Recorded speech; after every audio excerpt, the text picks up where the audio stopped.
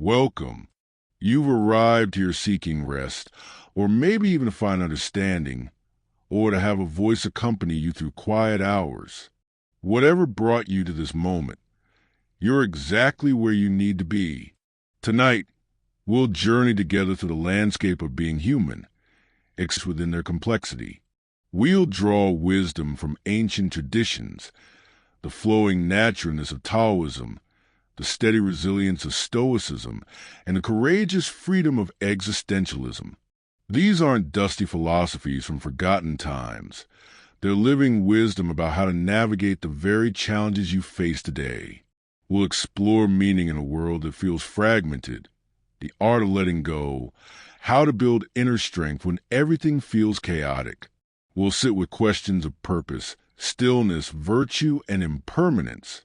We'll contemplate the power of your choices, the wisdom of flowing with life, the ethics of being human in uncertain times.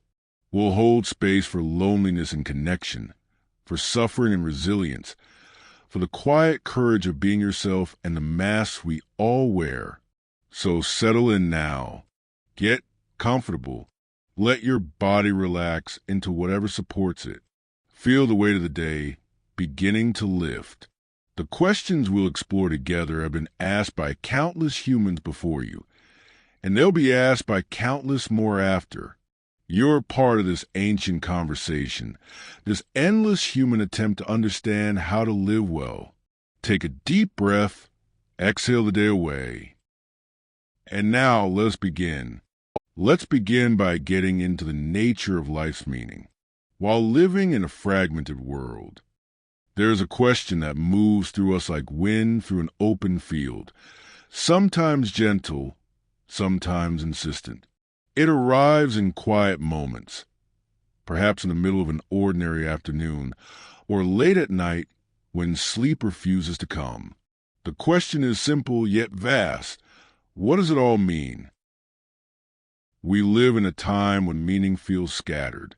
The world presents itself to us in fragments. 1,000 notifications, 100 different voices telling us who we should be, what we should want, where we should direct our attention. We scroll through lives that aren't ours, compare our inner struggles to others' curated surfaces, and wonder why nothing quite coheres. The fragmentation isn't just external. We feel inside ourselves, too, pulled in multiple directions, uncertain which thread to follow, unsure if any single thread could possibly hold the weight of a meaningful life. And yet, meaning is what we hunger for most deeply. The ancient Taoists understood something profound about this hunger. They recognized that meaning isn't something we construct from outside materials, forcing disparate pieces into a rigid structure. Rather, meaning flows naturally when we stop fragmenting ourselves. The Tao Te Ching speaks of water, how it moves effortlessly around obstacles, how it takes the shape of whatever contains it without losing its essential nature. Water doesn't demand that the riverbed conform to its wishes. It finds its way by accepting the landscape as it is. When we approach meaning in this way, something shifts. Instead of asking, how can I make my life meaningful? We might ask, what meaning is already present that I've been too busy to notice? The fragmentation we experience often comes from our own resistance, our insistence that life should look different than it does, that we should feel different than we feel, that meaning should arrive in the shape we've imagined rather than the shape it naturally takes.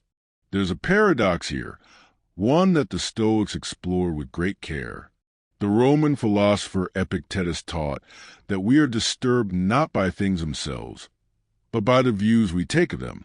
In a fragmented world, we might assume the fragments themselves are the problem. But perhaps the real difficulty lies in how we relate to the fragments. In our judgment that wholeness should look a certain way, that meaning must be continuous and clear and unmistakable.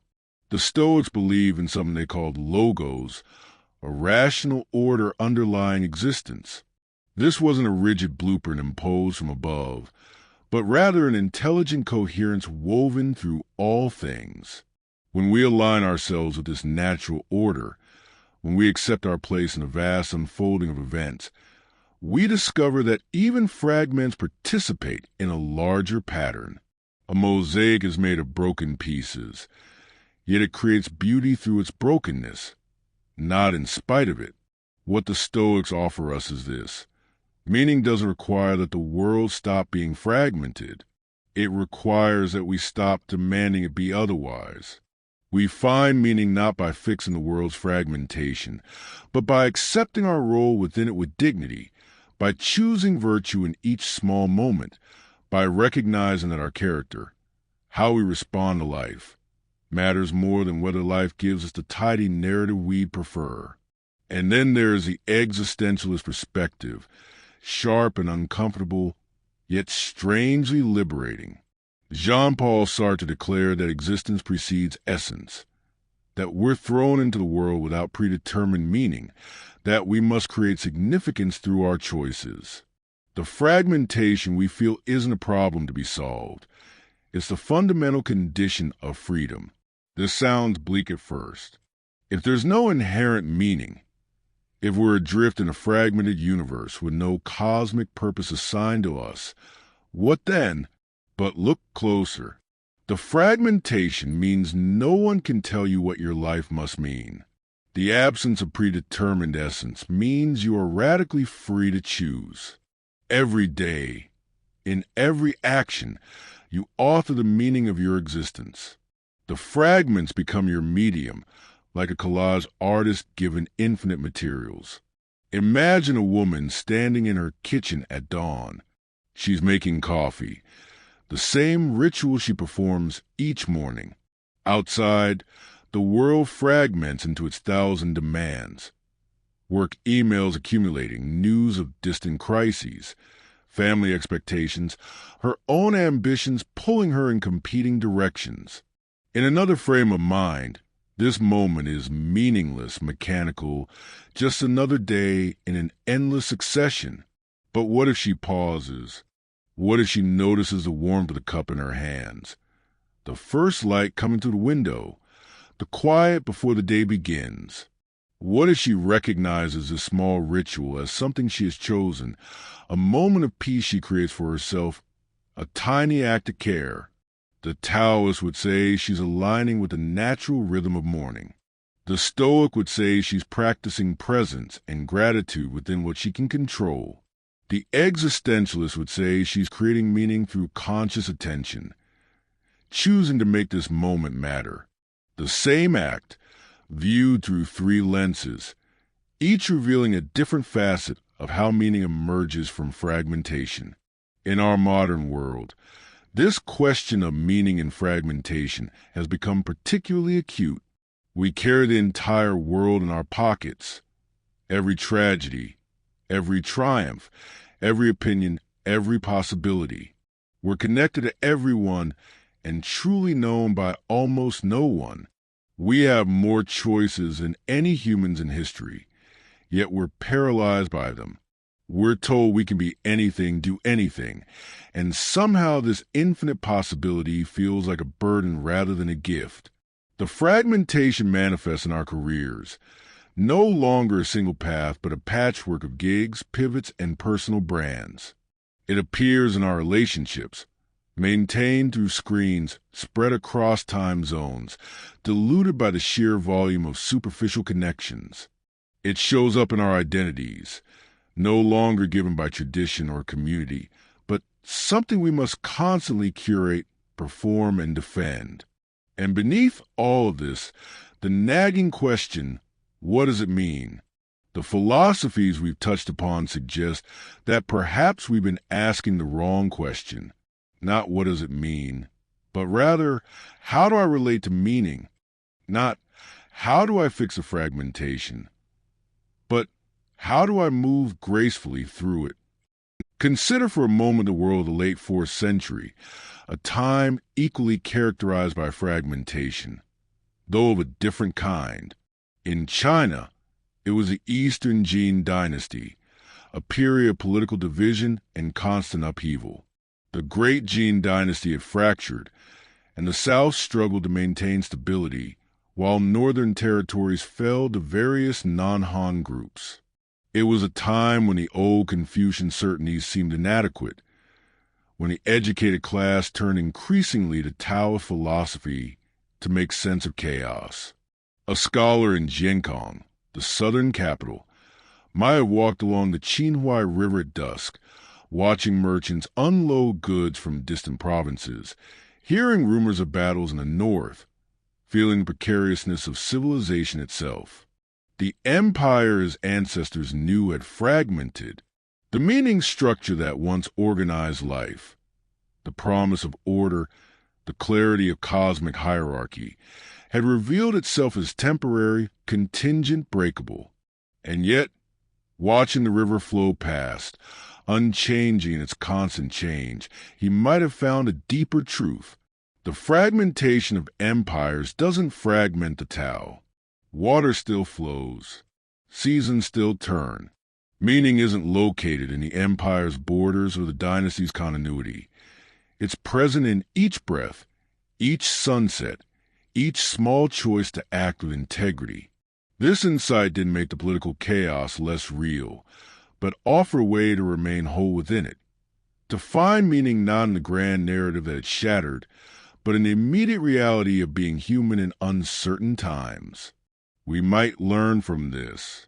Our world fragments differently, not into warring kingdoms, but into infinite digital possibilities, not through the collapse of dynasties, but through the dissolution of shared narratives and common truths.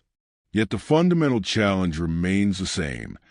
How do we create meaning when the structures that once provided it have crumbled or revealed themselves as insufficient? The answer these philosophies offer, in their different voices, is this. Meaning isn't found in the absence of fragmentation. It's discovered through our relationship with fragmentation, through acceptance of what is, through conscious choice within chaos, through alignment with what flows naturally despite the breaking. You are not required to assemble all the fragments into perfect wholeness. You are not failing if your life doesn't tell a single clear story. The meaning is here, now, in how you meet this moment. It's in the small kindnesses you choose when the world gives you no particular reason to be kind. It's in the breath you take when anxiety fragments your thoughts into 1,000 worries. It's in the decision to keep showing up, to keep acting with whatever integrity you can muster, even when the larger purpose remains unclear. The world may be fragmented, but you, in this breath, in this choice, in this willingness to continue asking the question, you are whole enough. Let that thought settle as gently as evening light fading across a quiet room. There is no urgency in this understanding, no demand that you grasp it fully or apply it perfectly. Like water finding its level, meaning will find its way through you. Rest in that possibility. Let the fragments be fragments. Let meaning arise as it will, soft and certain as dawn. Our journey now continues with something everyone faces. The art of letting go. Freedom through non-attachment. There is a particular kind of suffering that comes not from what we lack, but from how tightly we hold what we have. We grip our expectations like precious stones, clutch our identities as if they might dissolve without our constant vigilance, cling to relationships, outcomes, and versions of ourselves that may have already begun their natural transformation. And in this gripping, this clutching, this clinging, we discover a paradox. The tighter we hold, the less free we become. Letting go sounds simple in theory. In practice, it asks us to do something that feels dangerous, even reckless. It asks us to loosen our grip on the very things we've been taught to pursue and protect. Success, certainty, control, the love of others, and our carefully constructed self-image. It whispers a question that makes us uncomfortable. What if the freedom you seek is on the other side of release? The ancient Taoists spoke of Wu Wei actionless action, or action without force. This concept sits at the heart of non-attachment. It doesn't mean doing nothing. It means acting without the desperate need for specific outcomes, moving through life without the rigid insistence that things unfold according to our plans. Think of a skilled swimmer in a river. She doesn't fight the current, exhausting herself in futile resistance. She reads the water, finds its natural flow, and moves with it. Her non-attachment to a rigid path, her willingness to let the river guide her, paradoxically gives her more mastery, not less. In the Zhuangzi, there's a story of a butcher whose knife never dulls because he cuts along the natural joints and spaces within the meat, never forcing the blade where it doesn't want to go. He has let go of the need to impose his will upon the material. Instead, he perceives what is already there, the grain, the structure, the openings, and his work becomes effortless. This is non-attachment and action, not withdrawal from engagement, but engagement without the violence of excessive attachment. When we grip too tightly to how we think things should be, we miss the spaces where life is trying to move naturally.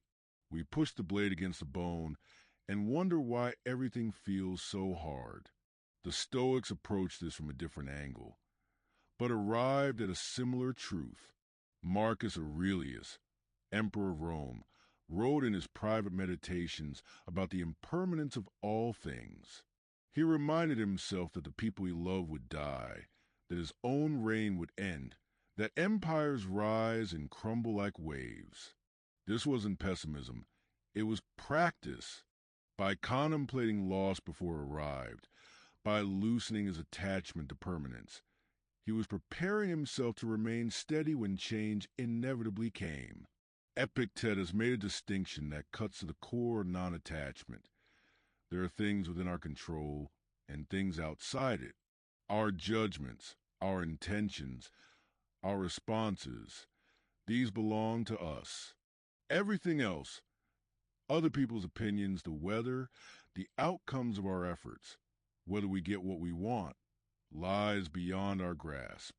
Freedom, the Stoics argued, comes from releasing our attachment to what we cannot control and investing ourselves fully in what we can. Imagine holding sand in your fist. The tighter you squeeze, try and keep every grain, the more slips through your fingers. Open your hand, and the sand rests there naturally. This is the Stoic wisdom.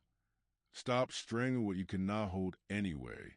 But there's a fear that rises when we contemplate letting go. If I don't attach myself to my achievements, will I lose my motivation? If I stop clinging to relationships, will I become cold and disconnected? If I release my grip on my identity, who will I be? These fears are real and deserve respect. The existentialists understood this fear intimately. Simone de Beauvoir wrote about the anxiety of freedom, how we flee from our own liberation because it terrifies us.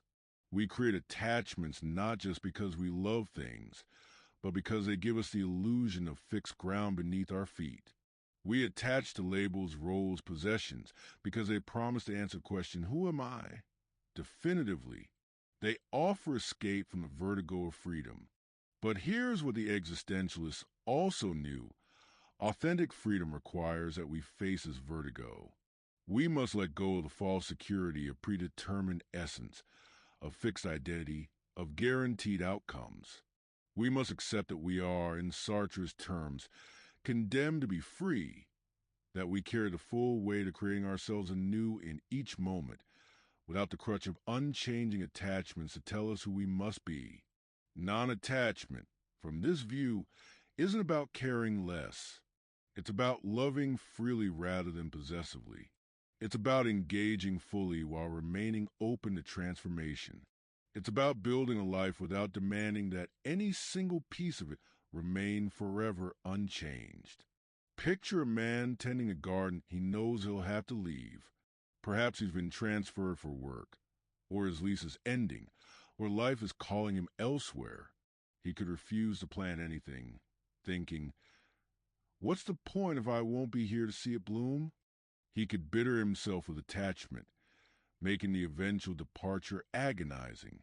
Or he could do something more remarkable, tend the garden with full attention and care, precisely because he knows it's temporary. Each flower becomes more vivid, not less, when he's not trying to possess it forever. This is non-attachment as practice, not indifference, but a deeper form of presence. When we're not busy trying to freeze time, trying to make this moment, this person, this achievement last forever, we can actually experience it fully as it is, right now. Our contemporary world makes non-attachment particularly difficult and particularly necessary.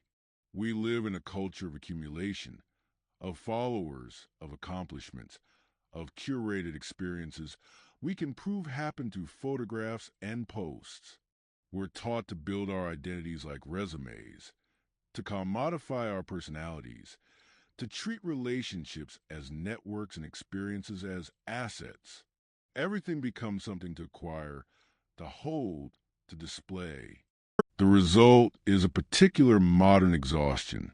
We're tired not just from doing, but from the constant work of maintaining our attachments, monitoring how our posts perform, worrying about our status, protecting our self-image from every small threat, trying to control narratives we were never meant to control. We've attached ourselves to versions of reality that require endless maintenance, and we're collapsing under the weight. What if you didn't have to defend your old opinions when you've genuinely changed your mind? What if your worth wasn't tied to your productivity, your relationship status, your body's appearance, or your bank account? What if you could love people without needing them to stay the same or to validate your choices? What if you could pursue goals passionately while remaining internally free from whether you achieve them? This isn't hypothetical. This is the freedom available through non-attachment. But it requires practice, patience, and a willingness to feel the discomfort of loosening your grip. In the late 4th century, in the deserts of Egypt, early Christian monastics were developing their own practices of non-attachment. These desert fathers and mothers withdrew from the cities of the Roman Empire, places thick with attachments to wealth, status, and social position, and retreated to the harsh simplicity of the wilderness. One such figure, Almus in Cletica, taught that possessions are like serpents. If you try to grasp them, they bite. These monastics weren't fleeing engagement with life. They were practicing a radical form of freedom. In the desert, stripped of the usual anchors of identity, they confronted what remained when all the attachments fell away. It was uncomfortable work. The desert exposed every clinging thought, every desperate need for validation, every subtle way they've been using external things to avoid facing themselves. One particular monk kept a small garden near his cell, just a few vegetables to supplement his simple diet. He noticed himself checking it obsessively, worrying over each plant, feeling pride when it flourished and despair when the sun scorches efforts. The garden itself wasn't the problem. He needed to eat, but his attachment to specific outcomes, his identification with success and failure, his inability to let the garden simply be what it was, this was causing him suffering. So he practiced. He tended the garden with care, but released his grip on results. Some plants died. He noted this without spiraling into self-recrimination. Some flourished unexpectedly. He appreciated this without congratulating himself excessively. Slowly, the garden became a teacher of non-attachment rather than an object of anxious clinging. This was an indifference. He still watered the plants, still pulled weeds, but he'd found the space between engagement and attachment, between caring and controlling. He discovered he could act fully without needing reality to conform to his preferences. We might learn from this ancient practice. What would it mean to bring this quality of attention to our own lives? To care for our work without attaching our worth to outcomes? To love people without demanding they remain frozen in the versions we first knew? To hold opinions lightly enough that we can change them when confronted with new understanding? Non-attachment isn't a destination you arrive at once and claim forever. It's a moment-by-moment practice of noticing where you're gripping, feeling the tightness, and consciously relaxing your hold. It's catching yourself trying to control what cannot be controlled and gently redirecting the energy toward what can, your attention, your kindness, your presence. The freedom doesn't come from detaching from life itself, from caring about nothing, from becoming a stone that cannot be hurt. That's not freedom. That's numbness. True freedom comes from engaging fully while holding everything lightly, from loving without possession, from striving without desperation, from being yourself without defending that self as if it were a fortress under constant siege. You are allowed to release what no longer serves you. You are allowed to stop defending positions you've outgrown. You are allowed to let people's opinions of you be their business, rather than your emergency. You are allowed to try things without guaranteeing success. You are allowed to love what is temporary, knowing it's temporary, and find that this knowledge makes your love more honest, not less. The river flows. The swimmer releases her need to fight it. She finds herself carried, still moving, still choosing her strokes, but no longer exhausting herself in resistance. This is the freedom that waits on the other side of letting go. Not passivity, not indifference, but a lightness of being that allows life to move through you rather than against you. Rest in this possibility now. Feel where you might be holding too tightly. You don't have to release everything tonight, or even anything. Just notice the grip, the tension, the places where you're trying to force permanence onto what naturally flows. Notice, breathe, and let that awareness itself be enough. Tomorrow will bring its own opportunities for practice. For now, simply rest. Our thoughts now drift to building inner strength in chaotic times. Strength is often misunderstood. We imagine it as hardness, as the ability to remain unmoved, as a fortress that nothing can penetrate. But perhaps true strength is something softer and more resilient, the quality of a tree that bends in a storm rather than breaking, the capacity to remain grounded while everything around you shifts and changes, the quiet steadiness that doesn't require the world to be calm before you can find your center. Chaos is not an aberration. It is, in many ways, the natural state of things. Circumstances change without warning. People surprise us. Plans collapse. The ground we thought was solid reveals itself as temporary. And in these moments, when the world refuses to provide stability, we're forced to discover whether we've built any foundation within ourselves, or whether we've been leaning entirely on external structures that were never truly ours to control. The question isn't whether chaos will come. It's whether you'll have cultivated the inner resources to meet it when it does. The Taoists observed that the softest things in the world overcome the hardest. Water wears away stone not through aggression but through persistent, yielding contact. Bamboo survives the typhoon because it bends, returns, bends again. There's a strength and flexibility in not resisting so rigidly that you snap under pressure. The Tao teaches us that true power comes from alignment with natural patterns rather than opposition to them.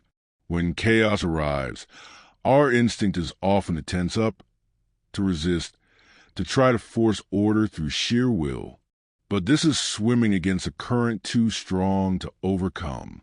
Inner strength, from the Taoist view, means developing the wisdom to discern which currents to ride and which to avoid, when to act and when to conserve your energy, how to remain fluid enough that circumstances can move through you without shattering you. Think of the difference between ice and water.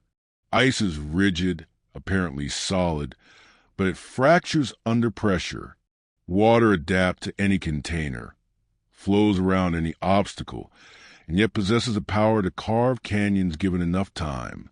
Inner strength isn't about becoming harder. It's about becoming more essentially yourself while remaining adaptable to what comes. The Stoics built an entire philosophy around strengthening the inner citadel. Seneca wrote that a gem cannot be polished without friction, nor can character be perfected without trials. The chaos of the world, from this perspective, isn't something happening to you despite your best efforts at building strength. It's the very condition through which strength is forged. The Stoic practice of premeditatio malorum, the premeditation of evils, seems grim at first glance, but it's actually a profound technique for building resilience. By imagining difficulties before they arrive, by sitting with the possibility of loss, failure, or hardship, you rob future chaos of its power to completely destabilize you. You've already met it in your mind. You've already begun to prepare your response. This isn't about becoming paranoid or pessimistic.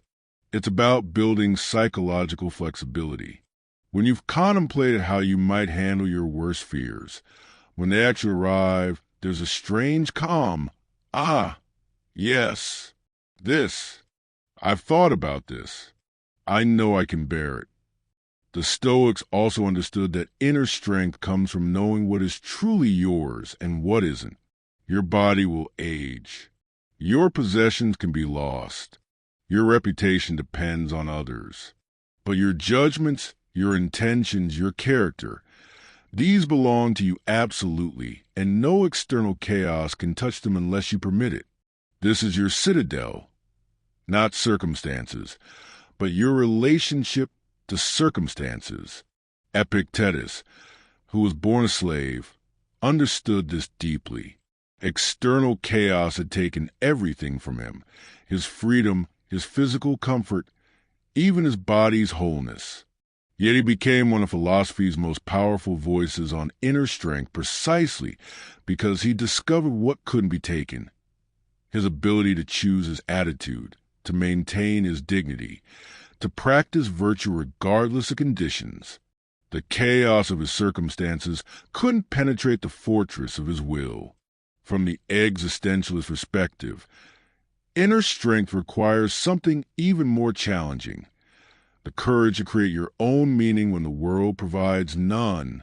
Albert Camus wrote about Sisyphus, condemned to push a boulder up a mountain only to watch it roll down again forever.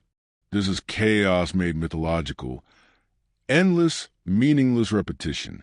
Yet Camus concludes, one must imagine Sisyphus happy. Why? Because Sisyphus has claimed his task as his own. He's not waiting for the gods to make it meaningful. He's not demanding that the universe provide purpose before he can find strength. He walks down the mountain to retrieve his boulder, and in that moment of descent, he is free. He has created meaning from absurdity through nothing more than his choice to embrace his fate. This is existential strength, the ability to bear freedom's full weight, to create purpose without guarantees, to act decisively even when the universe offers no assurance that your actions matter. It's not a comfortable strength. It comes with anxiety, with vertigo, with the constant awareness that you could choose differently. But it's a strength that no chaos can destroy because it doesn't depend on stable external conditions. It emerges from your willingness to stand in the void and say, I choose this. I make it meaningful. Consider a woman who's lost her job during an economic collapse, through no fault of her own. The chaos is real and material. Bills to pay, uncertainty about the future, the disruption of identity that comes from sudden unemployment. She has several options for where to locate her strength. She could resist reality, spending her energy in bitterness about how things should be different, how she deserved better, how the system failed her. This is exhausting and changes nothing. She could collapse into helplessness, deciding that since external circumstances are chaotic and unjust, There's no point in trying. This abandons her power entirely. Or she could do something different. Acknowledge the reality of her situation without letting it define her worth. Focus on what remains within her control, her skills, her relationships, her daily choices. And move forward not because she's certain of success, but because forward movement itself is an act of strength. She can't control the economy or the job market, but she can control her response, her learning, her willingness to adapt.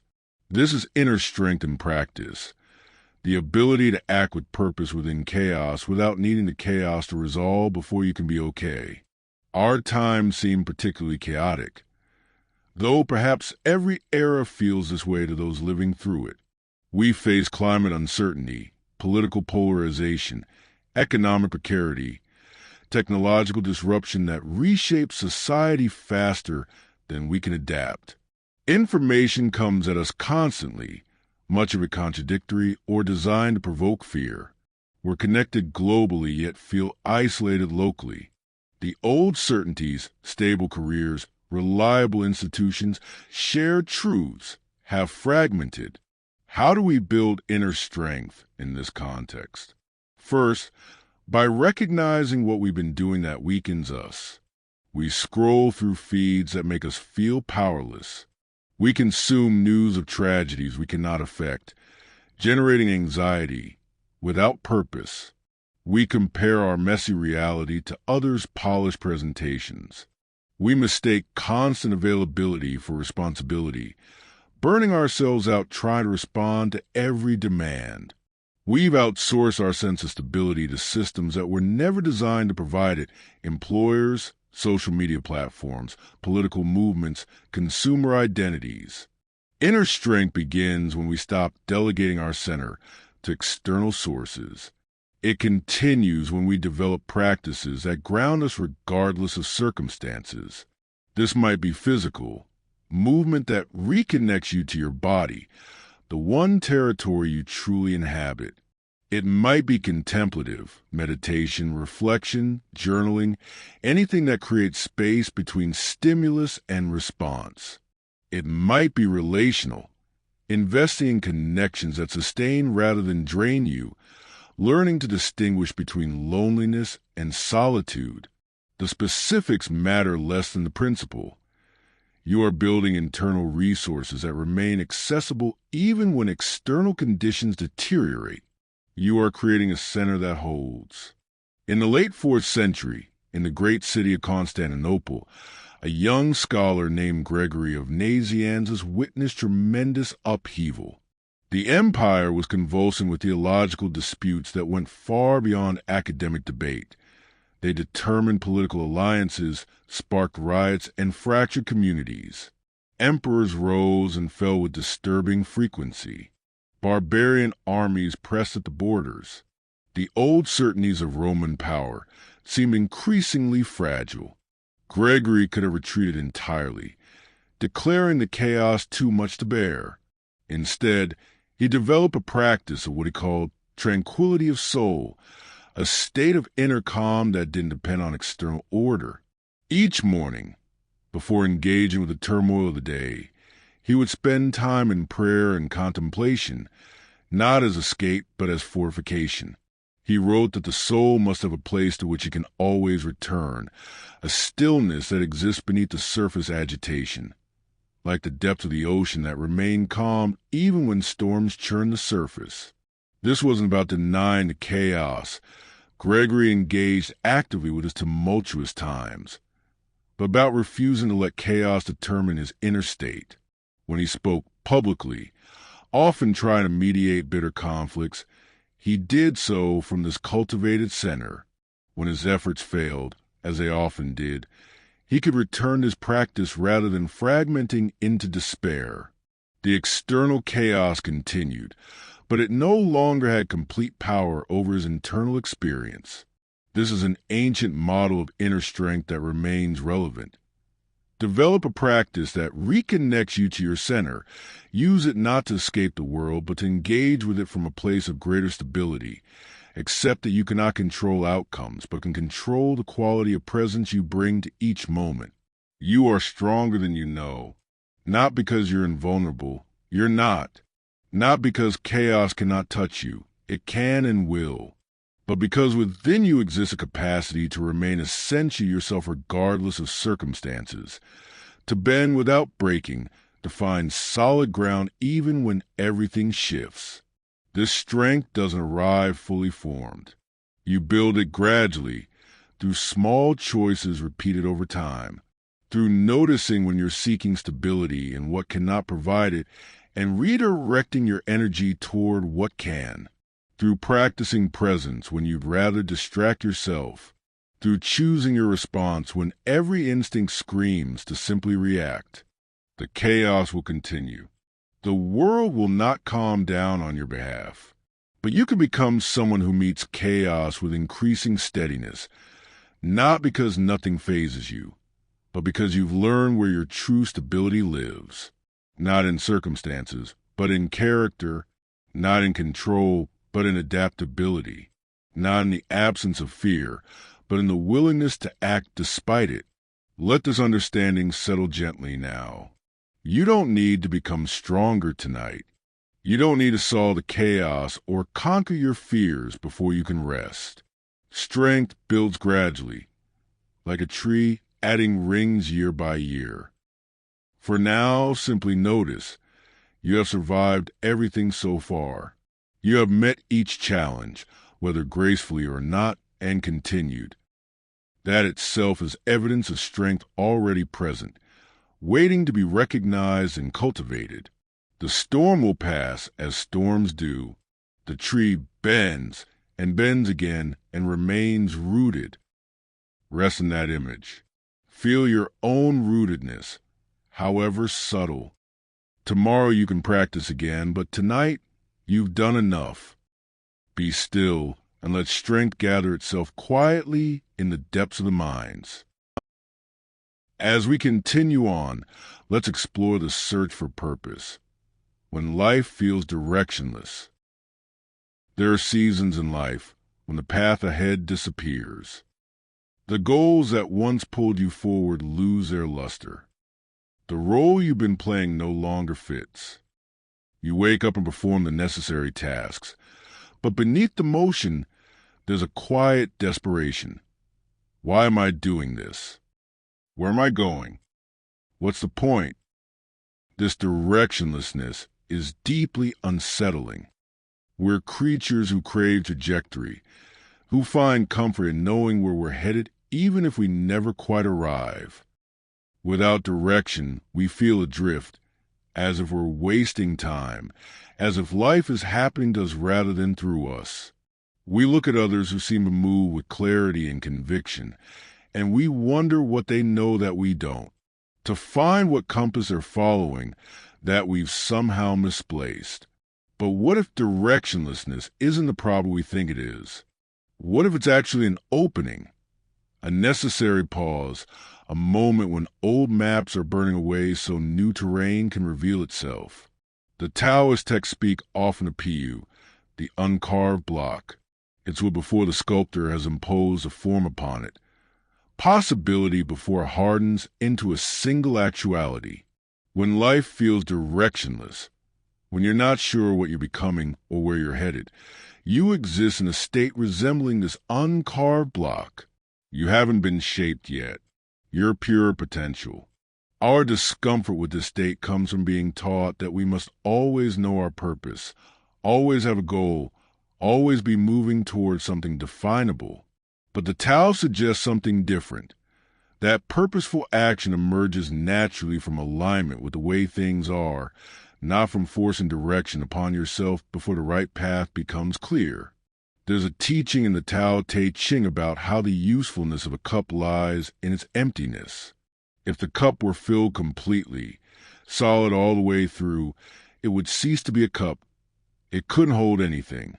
Your directionlessness might be that emptiness, that space where new purpose can pour in once you stop insisting it arrive in a particular form. This doesn't mean passivity. It means patient receptivity, the active art of waiting without collapsing into despair. It means continuing to move, to engage with what's directly in front of you, while remaining open to signs of direction you wouldn't have recognized if you'd been charging forward with rigid certainty. The Stoics approached the question of purpose from a different starting point. They believe that humans have a fundamental nature. We are rational and social beings, and that our purpose flows from living in accordance with this nature. To live with virtue, to act with wisdom and justice and courage and temperance, to contribute to the common good. This is purpose enough, regardless of your particular circumstances or career or life stage. When Seneca wrote to his friend Lucilius about purpose, he emphasized that many people spend their lives chasing goals that don't actually align with what makes for a good human life. They pursue wealth as if it were purpose itself, or fame, or pleasure, or power. And then they achieve these things and discover a hollow space where fulfillment was supposed to be. The direction they followed so confidently led nowhere meaningful. The Stoic answer to directionlessness is clarifying. You don't need to find some grand external purpose. Your purpose is to be a good human being in each situation that arises, to treat people with dignity, to act with integrity, to meet your responsibilities with care, to cultivate wisdom. This purpose doesn't depend on knowing where your career is headed or what your life's calling might be. It's available in every moment, regardless of circumstances. When life feels directionless, the Stoics might ask, have you been looking for purpose in the wrong places? Have you been waiting for some external validation or achievement to tell you why you exist? Purpose isn't out there to be found. It's a quality of how you engage with what's already here. The existentialists take this further and make it more uncomfortable. Viktor Frankl, who survived Nazi concentration camps, wrote that we cannot ask, what is the meaning of life? Instead, life asks us this question, and we answer through how we live. Purpose isn't something that exists prior to your choices, waiting to be discovered like treasure buried on a map. Purpose is what you create through your actions, moment by moment, choice by choice. This is simultaneously terrifying and liberating. Terrifying because no one can tell you what your purpose should be. No authority, no tradition, no algorithm can provide it ready-made. You must create it yourself. Liberating because this means your purpose can be exactly what you choose to make it. You're not failing if you haven't found some predetermined calling. There is no predetermined calling. There's only what you decide matters and then choose to pursue. When life feels directionless from this view, it might be because you're between purposes. You've stopped believing in the one you were following, but you haven't yet committed to creating a new one. This liminal space is uncomfortable, but it's also honest. You're refusing to pretend direction when you don't feel it. You're not performing certainty to comfort yourself or impress others. You're in the raw space of pure freedom, which always feels like groundlessness until you begin to build. Imagine a young man who spent years working toward a career his family valued, checking boxes, following a path that seemed clear. Then one day he realizes he doesn't want this. He doesn't know what he wants instead, but he knows with quiet certainty that this direction is wrong. He stops, and suddenly there's no map, no clear next step, no obvious purpose. He could panic, force himself back onto the path, because at least it was a path. He could frantically search for a new direction, trying on different purposes like clothes, hoping one will fit. Or he could do something harder. He could sit with a directionlessness. He could let himself not know for a while. He could pay attention to what draws his interest naturally, without immediately demanding it become a career or a calling. He could practice being present to his life as it is, not as he thinks it should be. In time, maybe months, maybe longer, patterns might emerge. He might notice what energizes him versus what drains him. He might discover values he actually holds rather than ones he inherited. He might begin to see a direction forming organically from within rather than imposed from without. This requires enormous courage. The courage to not know, to resist the pressure to have everything figured out, to trust that direction can emerge without forcing it. We live in a culture obsessed with purpose. We're told to find our passion, discover our why, live our best life, optimize every moment for meaning. There are courses and coaches and frameworks all promising to help us find our purpose, as if it's a lost object we simply need the right map to locate. This cultural pressure makes directionlessness feel like failure. Everyone else seems to know where they're going. Everyone else seems to have their purpose figured out. Social media shows us highlight reels of people living their dreams, and we feel the ache of our own uncertainty more acutely. But much of this is performance. Behind the confident posts about purpose and calling, many people feel exactly what you feel. Uncertainty, questioning, the nagging sense that maybe they're on a wrong path, but they're too invested to turn back now. The difference is they've learned to hide it, to present certainty even when they feel none. What if we allowed directionlessness to be a valid phase rather than a problem to be solved immediately? What if we trusted that not knowing your purpose at this moment doesn't mean you're wasting your life? What if we recognize that sometimes the most purposeful thing you can do is pause, wait, and pay attention rather than charging forward in any direction just to avoid the discomfort of uncertainty? This doesn't mean endless navel gazing or paralysis. It means engaging with what's in front of you, your relationships, your responsibilities, your immediate environment. While holding your larger purpose lightly, allow it to clarify gradually rather than demanding it appear fully formed. In the late 4th century, in the city of Milan, a man named Augustine sat in a garden, weeping. He was 32 years old and felt profoundly directionless. He pursued rhetoric, philosophy, various careers and relationships, always searching for something that would finally satisfy, finally provide meaning. Nothing had. He felt lost, divided against himself, uncertain what he was supposed to be doing with his life. The story goes that he heard children playing nearby, chanting, "Take up and read, take up and read." He opened a book at random and encountered words that suddenly crystallized his direction.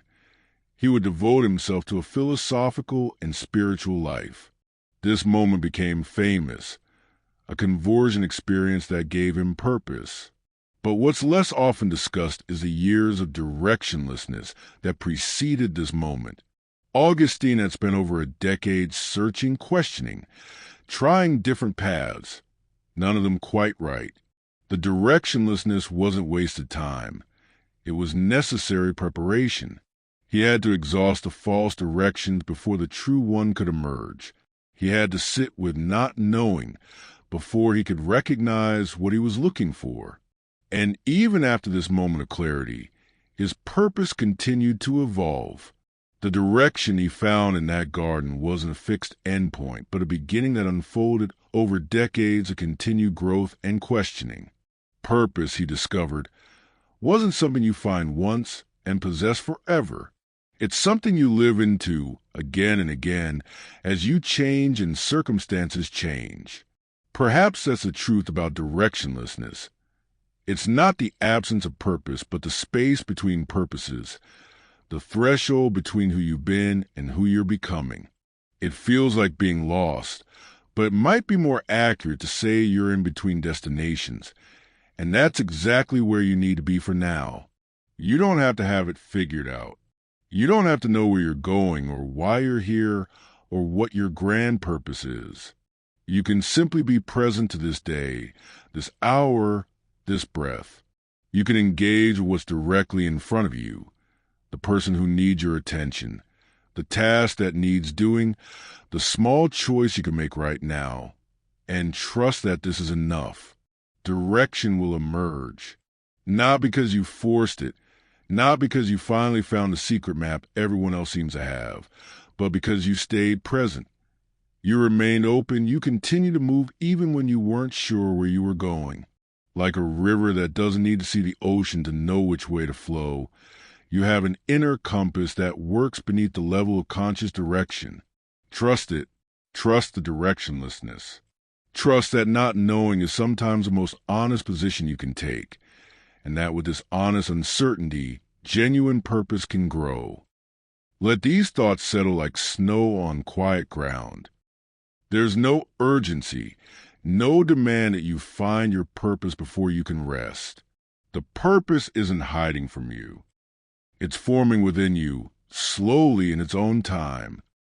Your only job tonight is to release the pressure and to stop demanding answers that haven't ripened yet. Close your eyes and trust that you're exactly where you need to be, even if it feels like nowhere at all. The path appears as you walk it. Rest now, and tomorrow you'll take the next step, whatever that might be. This brings us to finding stillness in a distracted society. Stillness has become a radical act in a world engineered to capture your attention, to keep you scrolling, clicking, consuming, reacting. To simply be still is a form of quiet rebellion, yet stillness is also what we crave most desperately. That quality of inner peace we glimpse occasionally and then lose again in the noise. We know the symptoms of our distraction, the inability to sit with a single thought for more than a moment, the compulsive reach for the phone when faced with even brief boredom or discomfort, the sense that our minds belong to algorithms rather than to ourselves, that we're being pulled constantly in directions we didn't consciously choose. We finish the day exhausted not from genuine effort, but from the constant scatter of attention, the endless context switching, the low-grade anxiety of always being reachable, always being informed, and always being stimulated. Beneath this distraction, there's often a fear. If I become truly still, what will I find? What thoughts or feelings have I been avoiding through constant motion? Distraction, after all, is an effective anesthetic. It numbs us to what we don't want to face. Stillness removes that buffer. It asks us to be present to reality, both external and internal, without the protective shield of constant stimulation, but also offers something precious: the recovery of your own mind, your own pace, your own capacity for depth. The ancient Taoists understood stillness not as the absence of movement, but as a quality of being that remains undisturbed beneath the surface. In the Tao Te Ching, there's an image of muddy water becoming clear when left still. You don't clarify water by agitating it further, by adding more motion. You simply let it settle. Gravity does the work. The sediment sinks. Clarity emerges naturally. Your mind is like this: the distraction, the constant input, the ceaseless mental chatter. This is the agitation that keeps the water murky. Stillness isn't something you have to create from nothing. It's already there, waiting beneath the turbulence. Your task is simply to stop stirring, to let things settle. This is harder than it sounds because we've been conditioned to believe that stillness equals stagnation, that if we're not constantly doing, we're falling behind. The Tao offers a different wisdom. Stillness is not passivity, but the source of right action. From stillness, you perceive clearly. From clarity, you act appropriately. The sage in the Taoist tradition doesn't act less. They act more effectively because their actions emerge from stillness rather than agitation. Consider how a master archer works. Before releasing the arrow, there's a moment of perfect stillness. Breath held, mind focused, body aligned. The stillness isn't separate from the action. It's what makes the action possible. Without that moment of gathered presence, the arrow flies wild. We've lost this understanding. We've come to believe that constant motion equals productivity, that busyness signals importance, that if we stop even briefly, we're missing something essential. But we're missing something essential precisely because we never stop. The Stoics approached stillness through the practice of attention, what they called prosoke. This meant maintaining constant awareness of your thoughts and impulses, observing your inner life with the same clarity you might observe external events. Marcus Aurelius, despite being Emperor of Rome with endless demands on his attention, cultivated an inner stillness by regularly withdrawing into himself, as he put it, finding a sanctuary within his own mind.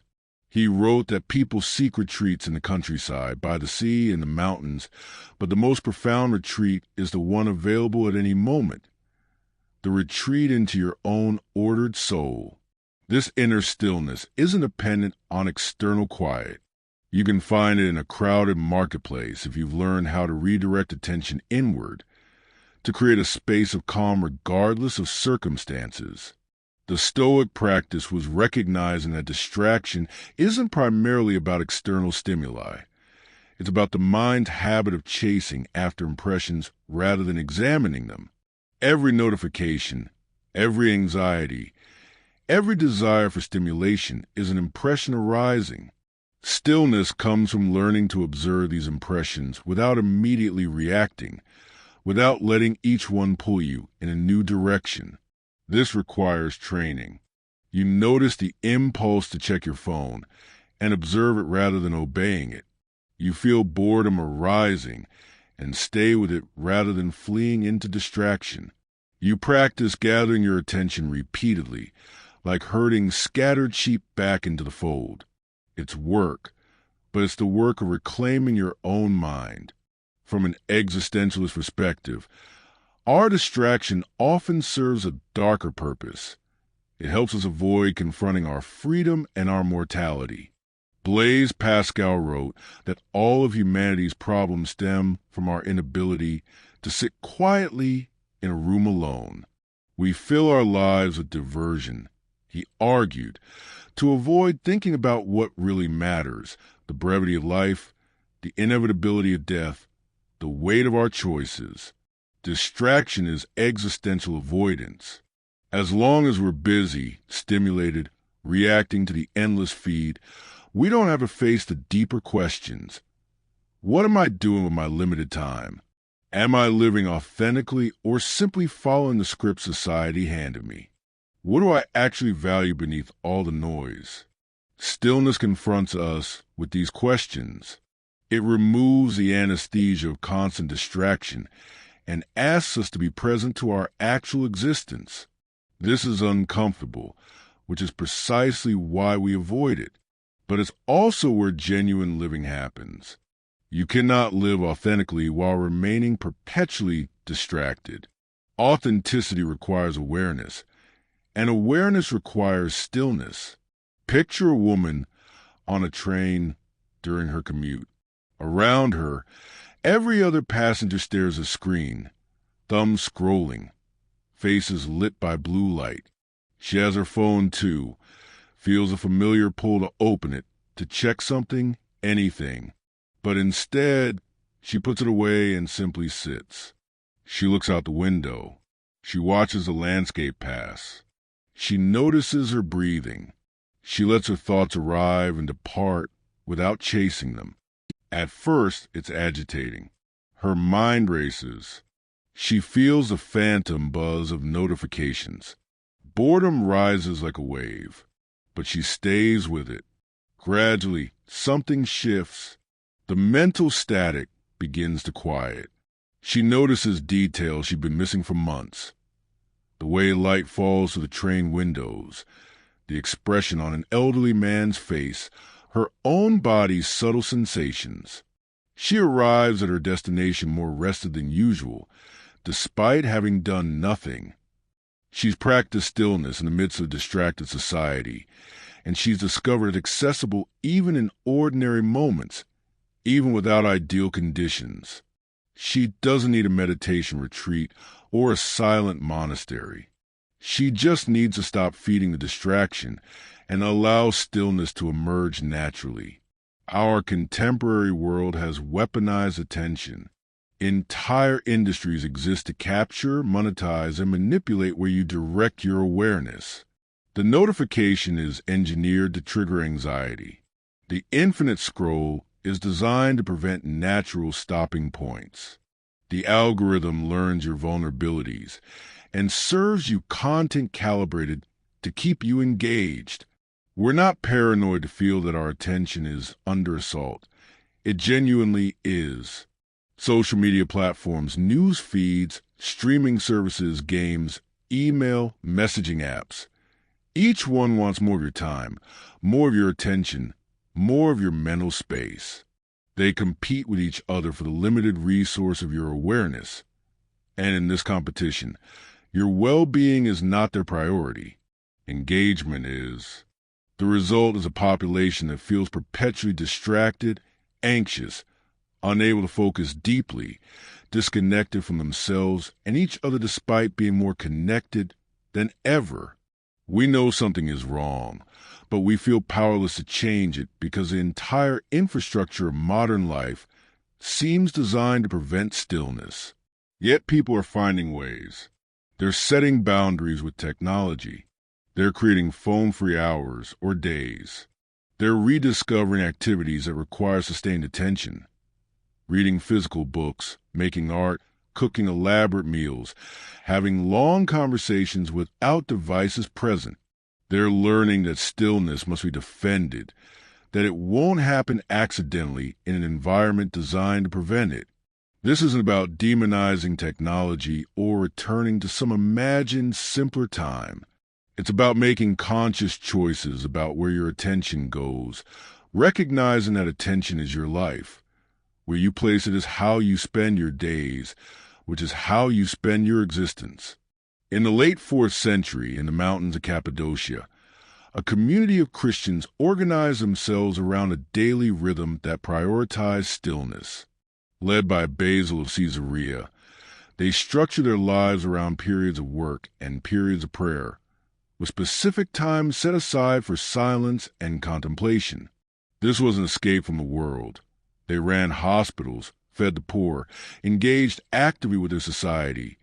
But they understood that without regular return to stillness, engagement becomes frenetic and unsustainable.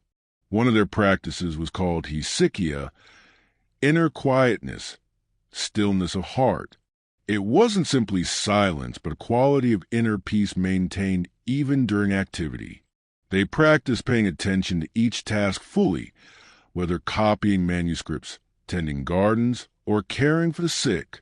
Single-pointed attention, they discovered, was itself a form of prayer, a way of honoring the sacredness of the present moment. When distractions arose, and they did, in the form of interpersonal conflicts, administrative challenges, theological disputes, the community had their practice of stillness to return to. They'd built it into the structure of their days, made it as fundamental as eating or sleeping. This wasn't because they were more disciplined than others, but because they recognized that without intentional cultivation, stillness disappears beneath the demands of daily life. They understood what we're relearning. Stillness must be protected, practiced, prioritized. It doesn't happen automatically. You have to create conditions that allow it, and then you have to choose it repeatedly against the gravitational pull of distraction. Finding stillness doesn't mean your life becomes silent or your mind becomes blank. It means cultivating a quality of presence that persists beneath the noise. You can be still while washing dishes if you're fully present to the act rather than mentally rehearsing the next task. You can be still in a conversation if you're genuinely listening rather than planning your response. You can be still while working if you're absorbed in the work itself rather than scattered across multiple tasks and worries. Stillness is wholeness of attention. It's being here now fully, not split between past regrets and future anxieties. not fragmented across multiple streams of input. Just here in this moment, with whatever this moment contains. This is available to you.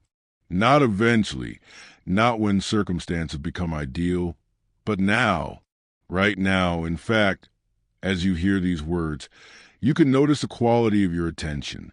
Is it scattered or gathered? Are you present or somewhere else? Can you feel your breath moving? Can you notice the point of contact between your body and whatever supports it? This noticing itself is stillness beginning to emerge. You don't have to create it, just allow it, like muddy water settling. Like coming home to a place you never really left. The distraction will call to you again. The notifications will buzz. The mind will want to scatter. But each time you notice and return, you strengthen stillness. Each time you choose presence over distraction, you reclaim a piece of your life. It's gradual work, this recovery of your own attention, but it's perhaps the most important work available to you. Your life is made of moments. Each moment of distraction is a moment of life spent elsewhere. Each moment of stillness is a moment of life fully inhabited. The choice is yours, always, in every breath. Rest now in whatever stillness is available. Don't demand perfect silence or complete mental clarity. Just notice the peace that exists in this moment, however subtle it might be. Feel it, acknowledge it, let it grow in the space you create. Do not fill every second with noise. Tomorrow the distraction will resume, but right now, just for now, focus on breathing deep. Let the water settle. Let clarity emerge on its own. You don't have to do anything. Our thoughts now settle on how to live virtuously in a world that rewards noise. There is a particular loneliness that comes from trying to live well in a world that celebrates something else entirely. You watch people gain attention through spectacles, gain wealth through exploitations, and gain influence through manipulations. The loudest voices dominate. The most outrageous claims spread fast. Thoughtfulness gets buried under hot takes. Lately, integrity seems quaint, almost naive, when shamelessness seems more effective. And yet, something in you resists. You sense that virtue matters even when it goes unrewarded. That living well means something deeper than winning the games everyone else seems to be playing. But this creates tension. How do you maintain your principles when the world seems structured to reward their opposite? How do you stay committed to what's right when what's profitable, powerful, or popular points in a different direction? This isn't a new problem, though our version of it feels particularly acute. Every age has faced the question of how to live virtuously when the incentive structures favor something else. What makes our time distinctive is the scale and speed of the noise, the way it penetrates every corner of existence, the sophistication of systems designed to reward engagement over excellence, virility over truth, performance over substance. The Taoist response to this begins with understanding what they call virtue, or perhaps better translated as inner power, natural integrity. This isn't virtue as moral rule following, but as alignment with your essential nature, the quality you embody when you're not performing for others or contorting yourself to meet external demands. The Tao Te Ching teaches that those who know do not speak, and those who speak do not know. This seems paradoxical. Are we supposed to share wisdom, to teach, to communicate? But look deeper. The ones who truly embody virtue don't need to advertise it. They don't turn their principles into a brand or their integrity into content. They simply live according to their nature, as naturally as water flows downhill. In a world that rewards noise, the Taoist response is quietness, not withdrawal, but a refusal to compete on noise's terms. You don't need to be the loudest to be effective. You don't need everyone's attention to live well. Like a tree growing in the forest, your virtue can flourish without requiring an audience or validation from the crowd. This is countercultural in the extreme. We're taught to promote ourselves, to build our personal brands, to make noise or be forgotten. The Taoist wisdom suggests that the need to be seen, to be validated, to be rewarded with attention is itself a departure from virtue. True virtue is self-sufficient. It doesn't require external recognition because it's not performed for others. It's simply how you are. The Stoics built an entire framework around living virtuously regardless of outcomes. Cato the Younger famously opposed Julius Caesar's accumulation of power, knowing his resistance would likely fail. He chose principle over pragmatism, virtue over victory. When asked why he persisted when success seemed impossible, the Stoic answer was clear. Virtue is its own reward. The rightness of the action doesn't depend on whether it succeeds. This is radically different from how we typically think about reward. We measure success by results. Did you win? Did you profit? Did you achieve your goal? The Stoics measure success by whether you acted with virtue in the attempt. External outcomes lie beyond your control. They're subject to fortune, circumstance, and the choices of others. But your character, your choices, your commitment to principle, these belong to you absolutely. In a world that rewards noise, this means you can lose by every conventional measure and still have lived well. You could be ignored, overlooked, or even ridiculed for your principles, and still maintain them because virtue isn't contingent on popular approval. It's based on something more stable. Your commitment to being a certain kind of person regardless of consequences. Epictetus taught his students to ask with every impression, is this something within my control? The external rewards, fame, wealth, recognition, success, lie outside your control. Virtue lies within it. Therefore, the wise person invests their concern in what they can actually influence, their own character, their own choices, their own integrity. This doesn't mean you ignore results entirely, or that pragmatism is always wrong. It means you don't allow the pursuit of results to corrupt your character. You do what's right and let the consequences unfold as they will. Sometimes virtue will be rewarded, often it won't be. Either way, you remain who you chose to be. From an existentialist view, the question becomes even more personal. In a world that rewards noise, what will you make your life mean? Sartre wrote that we are what we do, not what we intend or believe. Your virtue isn't an abstract commitment. It's a pattern of choices you actually make when faced with decisions between integrity and convenience, between principle and profit, between doing what's right and doing what's rewarded. Every day, the world presents you with opportunities to compromise. Small ones, mostly.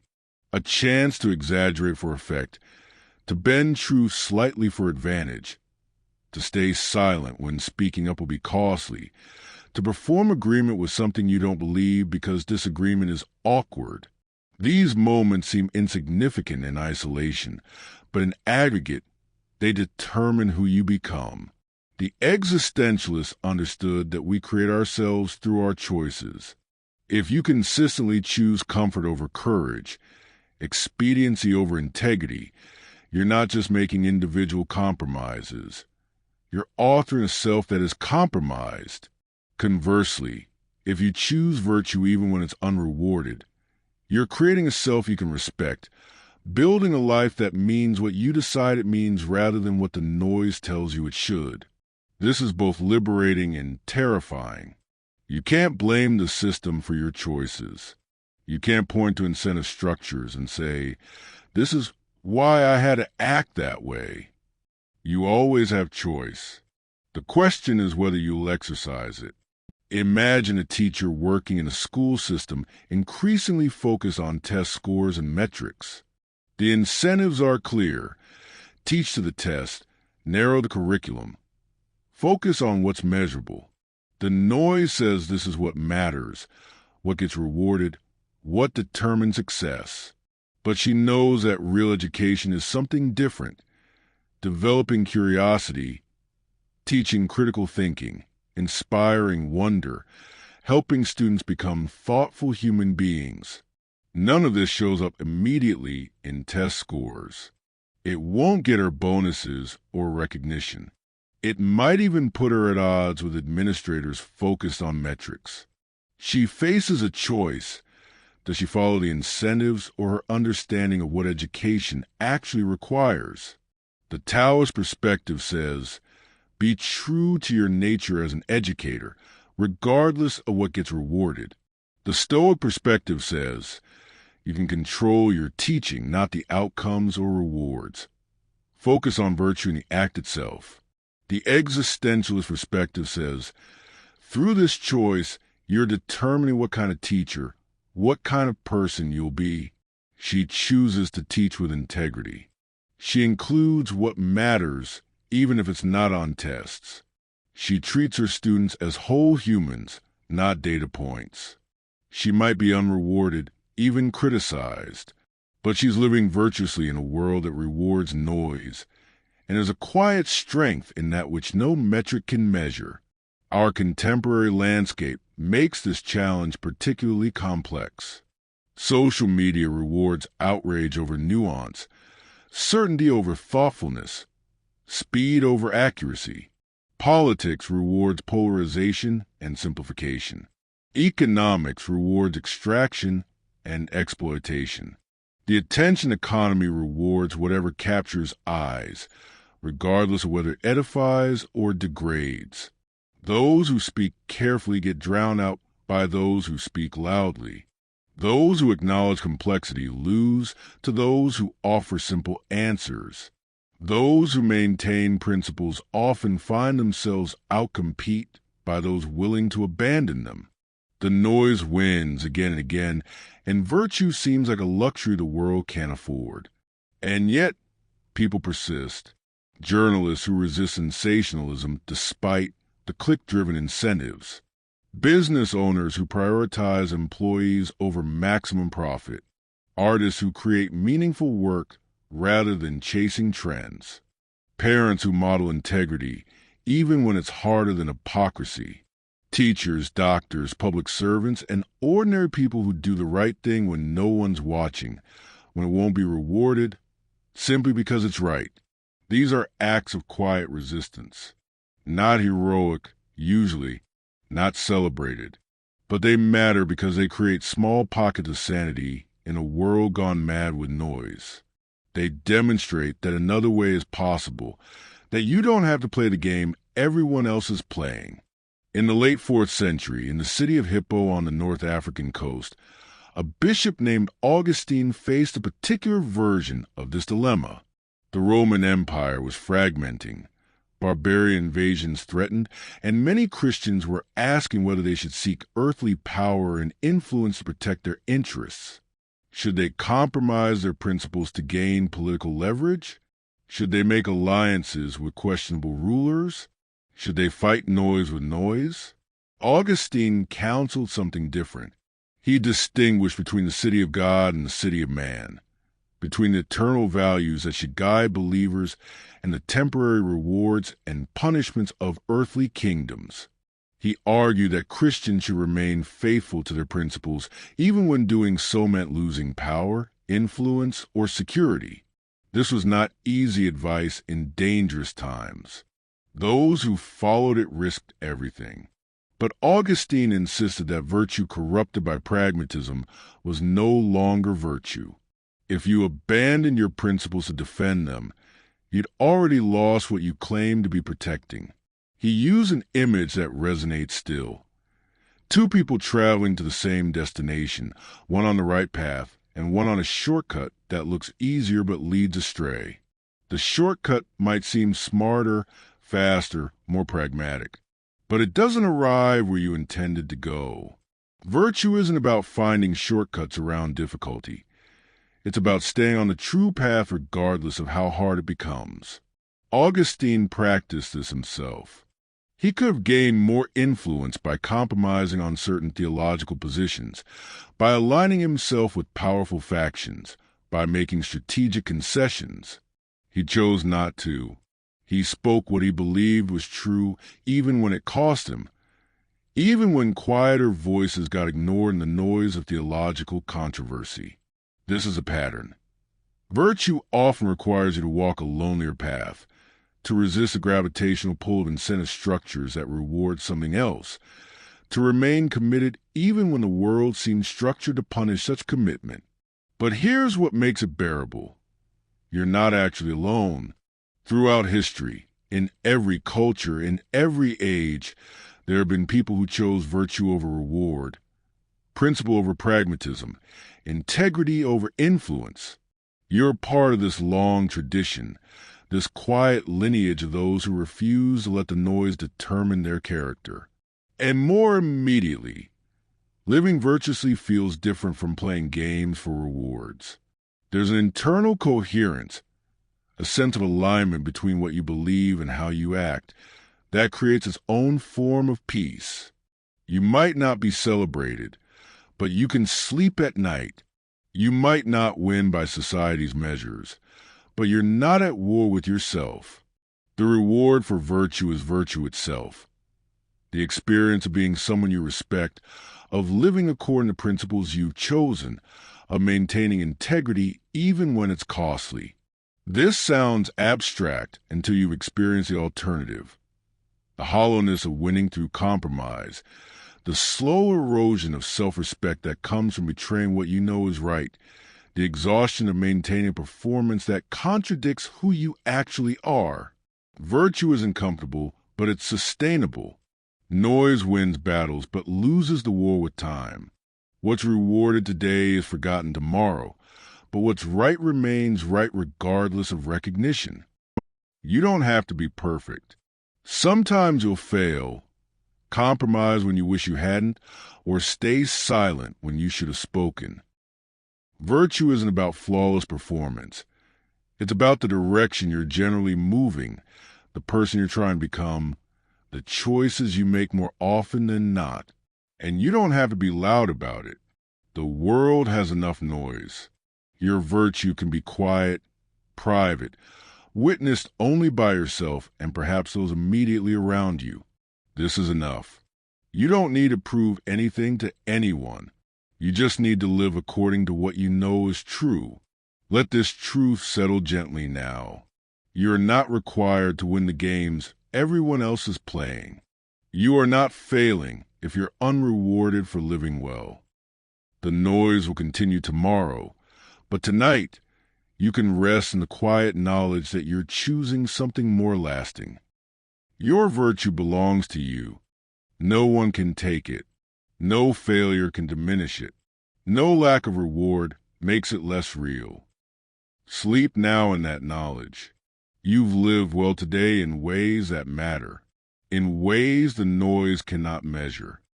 That is perfectly enough. You are enough.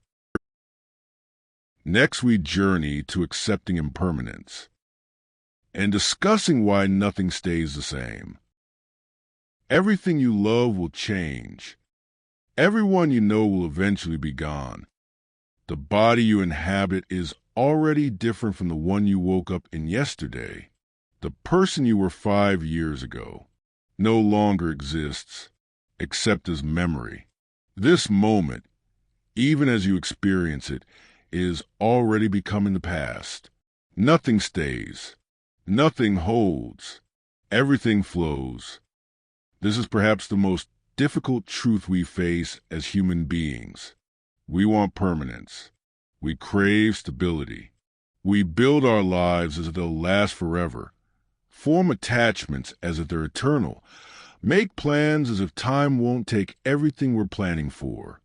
And then life reminds us, sometimes gently, sometimes violently, that impermanence is the only permanent thing. Our suffering often comes not from change itself, but from our resistance to it. We grip what's leaving. We mourn what's already gone. We exhaust ourselves trying to freeze moments that were only ever meant to pass. We build elaborate structures of denial around the simple fact that nothing, not our youth, not our relationships, not our certainties, not even our sense of who we are, will remain unchanged. What if accepting impermanence wasn't resignation, but liberation? What the very fact that nothing stays is what makes everything precious? The Taoists saw impermanence not as tragedy, but as a fundamental nature of reality. The Tao itself is constant change, eternal transformation. To live in harmony with the Tao means embracing this flux rather than resisting it. The seasons turn, rivers flow, mountains erode. Everything arises, flourishes, declines, and returns to source, only to arise again in new forms. There's a famous saying from the Tao Te Ching: the stiff and unbending is a disciple of death. The gentle and yielding is a disciple of life. What remains rigid shatters when conditions change. What remains flexible adapts, transforms, continues. The tree that cannot bend breaks in the storm. The tree that sways with the wind survives. When we refuse to accept impermanence, we make ourselves rigid. We try to hold everything in place, maintain everything as it was, resist the natural flow of transformation. And this rigidity causes us to break, again and again, as life inevitably changes around us and within us. The Taoist sage accepts that forms are temporary, but the underlying process is eternal. Your particular life will end, but life itself continues. This relationship will change, but the capacity for connection remains. This moment passes, but new moments perpetually arrive. When you align yourself with the process rather than clinging to specific forms, impermanence becomes less threatening. You're flowing with the river rather than trying to dam it. The Stoics approach impermanence through constant meditation on transience. Marcus Aurelius wrote that time is a river carrying away everything that comes into being. He reminded himself daily that he would die, that everyone he loved would die, that empires and civilizations would crumble. This wasn't morbid pessimism. It was practical wisdom. By contemplating impermanence regularly, the Stoics prepared themselves emotionally for inevitable loss. When change came, it wasn't shocking, it was expected. They'd already faced it in their minds, already rehearsed their response, already practiced equanimity in the face of transformation. The grief was still real, but it didn't destroy them because they'd never pretended things would last forever. There's a Stoic exercise called the view from above. Imagining yourself looking down at the earth from a great height, seeing the vastness of space and time, recognizing how brief and small your individual existence is. This isn't meant to diminish the importance of your life, but to contextualize it, to help you hold your concerns more lightly by seeing them within the larger pattern of endless change. From this perspective, impermanence becomes less personal. It's not happening to you specifically. It's the nature of existence itself. Stars are born and die. Galaxies collide and reform. Everything that exists participates in this cosmic dance of arising and passing away. You're not special in facing impermanence. You're ordinary, part of the pattern, subject to the same forces that govern all things. This recognition can bring strange comfort. Your losses are real, but they're also completely natural, woven into the fabric of how reality works. The existentialists offered a different angle. Impermanence is what gives life its urgency and meaning. If you live forever, if nothing ever changed, if every moment stretched infinitely, would anything matter? Sartre argued that we are beings toward death, that the finite nature of our existence is precisely what makes our choices significant. Imagine you have infinite time to do everything. You could pursue every interest, develop every skill, have every experience. There would be no need to choose, no need to prioritize, no need to commit to anything, because you could always do it later. Life would lose its shape, its tension, its meaning, but you don't have infinite time. Your life is bounded by impermanence. This means your choices matter. What you do with this day can never be repeated. The person you are right now will never exist again in quite this form. This conversation, this relationship, this opportunity, all temporary, all unrepeatable, all therefore meaningful precisely because they won't last. Heidegger called this being toward death. The recognition that your existence is finite, and this finitude structures everything about how you experience life. When you truly accept that you will die, that everyone will die, that nothing persists unchanged, you're confronted with a question. How will you live knowing this? Many people, Heidegger argued, flee from this question into distraction and denial. They live as if they are forever, as if change won't touch them, as if they can always do later what they're avoiding now. But those who accept impermanence fully discover a strange freedom. Nothing is guaranteed, so everything becomes gift. Every moment you have is borrowed, temporary, miraculous in its very transience. Consider an elderly couple sitting together on their porch in the evening light. They've been married for 50 years. They know, not abstractly but with immediate clarity, that this won't last much longer. One of them will die first. The relationship that has defined half a century of their lives will end. Not might end, will end, perhaps soon. They could spend this evening in dread, in clinging, in desperate attempts to stop time. But instead, they sit quietly together, holding hands, watching the sunset. They've learned something about impermanence. Fighting it doesn't prevent it, but accepting allows you to be fully present to what remains. The sunset is more beautiful because it's temporary. The hand-holding is more precious because they know it's finite. The quiet companionship means more because they've stopped taking it for granted. Impermanence hasn't diminished their love. It's intensified it, deepened it, made every remaining moment somehow richer for being numbered. This is the paradox at the heart of impermanence. Acceptance doesn't mean caring less. It means loving more deeply because you're not buffered by denial. You see clearly that this is temporary, and that clarity makes it more vivid, not less. Our contemporary world encourages elaborate denial of impermanence. We have industries dedicated to fighting aging, technologies promising to preserve everything forever, cultural narratives about eternal youth and endless progress. We archive every photo, record every moment, try and make the temporary permanent through digital preservation. But we can't photograph our way out of impermanence. The images remain while the moments they captured are gone. We scroll through pictures of people who've changed, places that no longer exist, versions of ourselves we can never return to.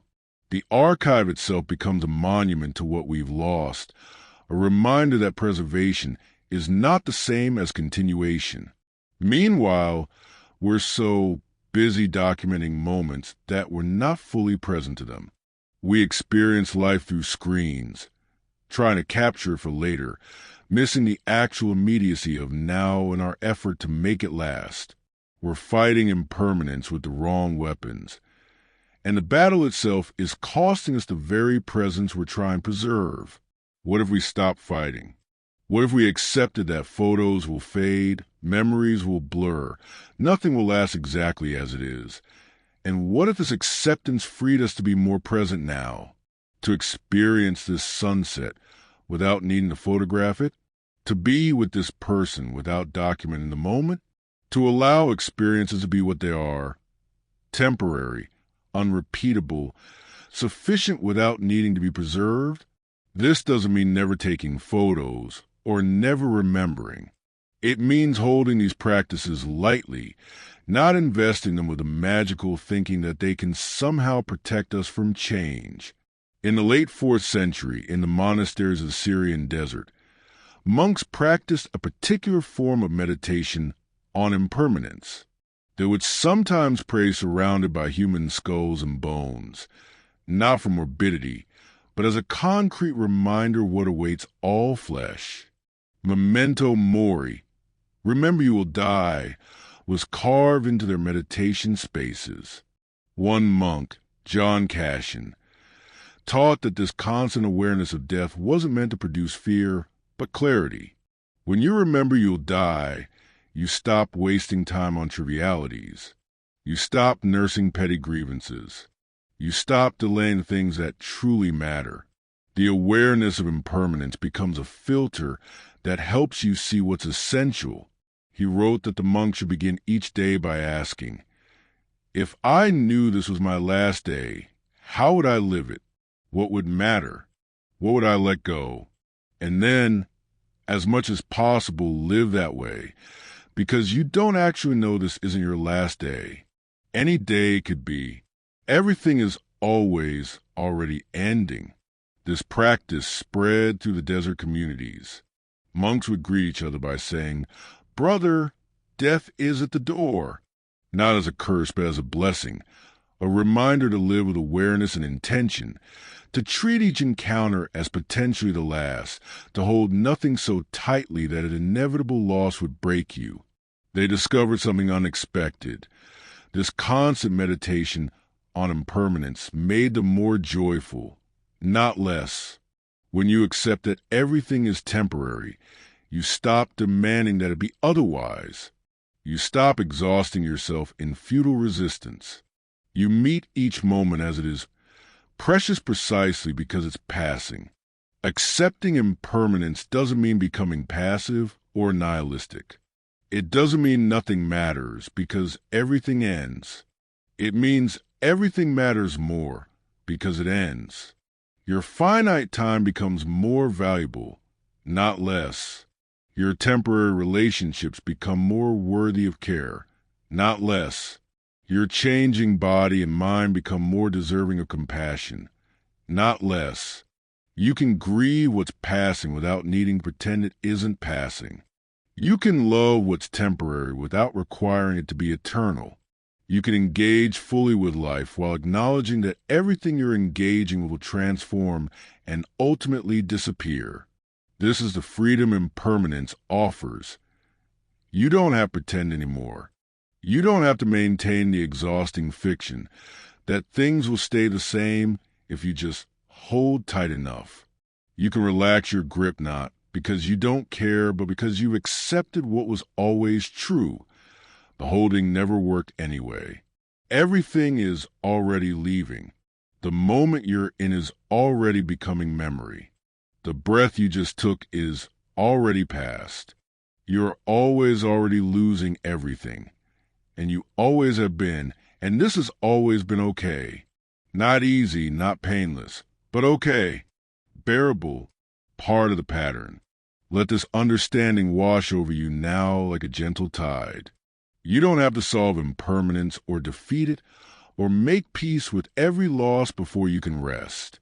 Just notice things are changing right now, as they always are, and somehow you're still here, still breathing, still experiencing. The impermanence that feels so threatening is actually what allows each new moment to arrive. If nothing changed, you'd be frozen in a single instant forever. Change is what makes life possible. Rest in this truth. Tomorrow will be different from today. You'll be different.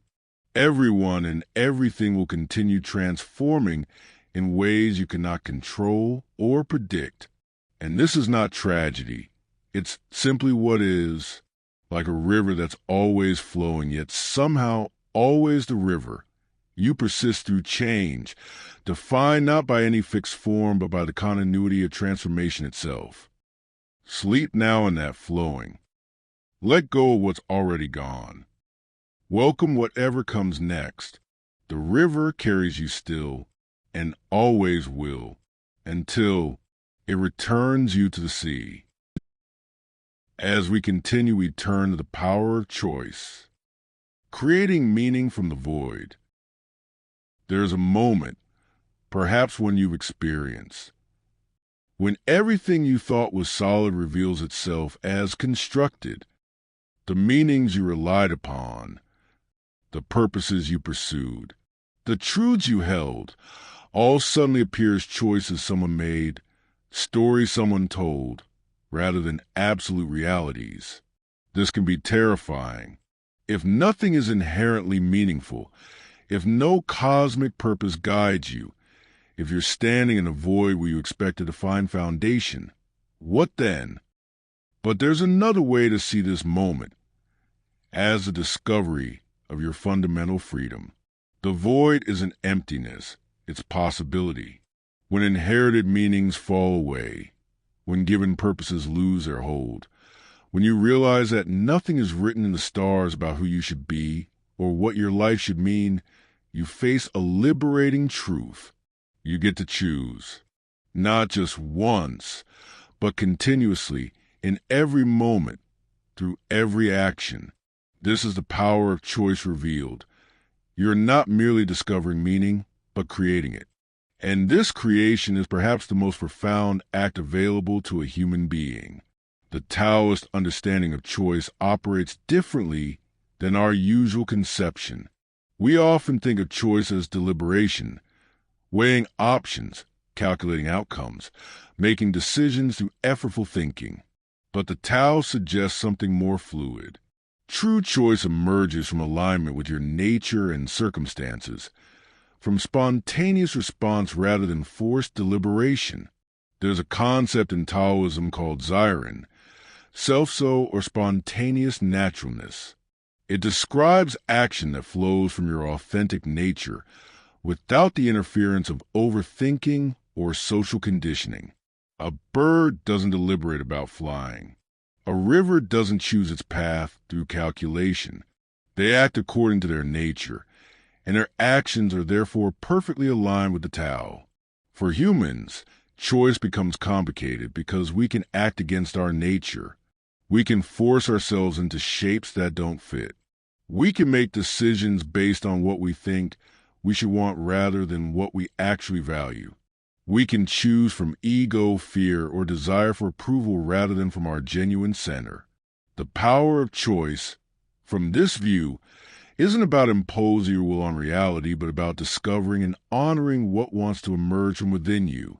When you quiet the noise of conditioning and expectation, when you return to your uncarved nature, your choices become clearer. Not easier necessarily, but clearer. You're no longer choosing between what others want for you. You're choosing what aligns with your authentic way of being. This doesn't mean every choice is obvious or that difficulty disappears. It means your choices come from a deeper place, from alignment rather than resistance, from self-knowledge rather than self-deception. The Stoics saw choice as the one domain of absolute freedom in an otherwise determined universe. External events unfold according to fate. You cannot control them, but your responses, your judgments, your choices about how to engage with what happens, these belong entirely to you. This is your sovereignty, your realm of power. Epictetus used a metaphor of an actor in a play. You don't choose the role you're given. You might be assigned to play a beggar or a king, a healthy person or someone with illness, born into wealth or poverty, but you do choose how to play your role. You can play it with dignity or degradation, with virtue or vice, with acceptance or bitter resentment. The script isn't yours, but your performance is. This is where your power lies, not in controlling circumstances, but in choosing your relationship to them. Every moment presents this choice. How will you respond? What quality of presence will you bring? What character will you embody? The Stoics believe that this choice, the choice of how to be in the face of whatever comes, is the only choice that ultimately matters.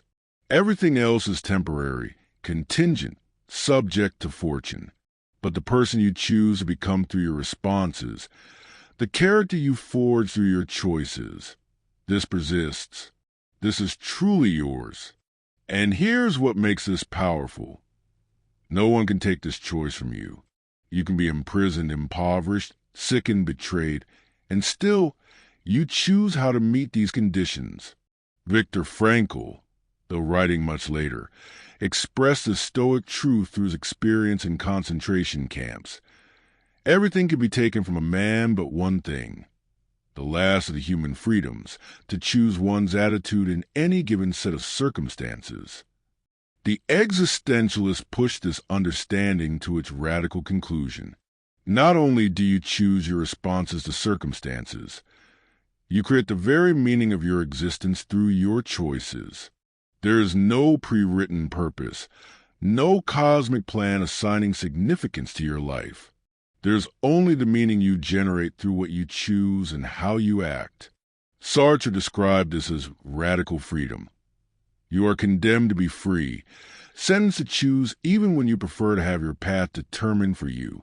Every action is a vote for the kind of person you're becoming, the kind of world you're helping create.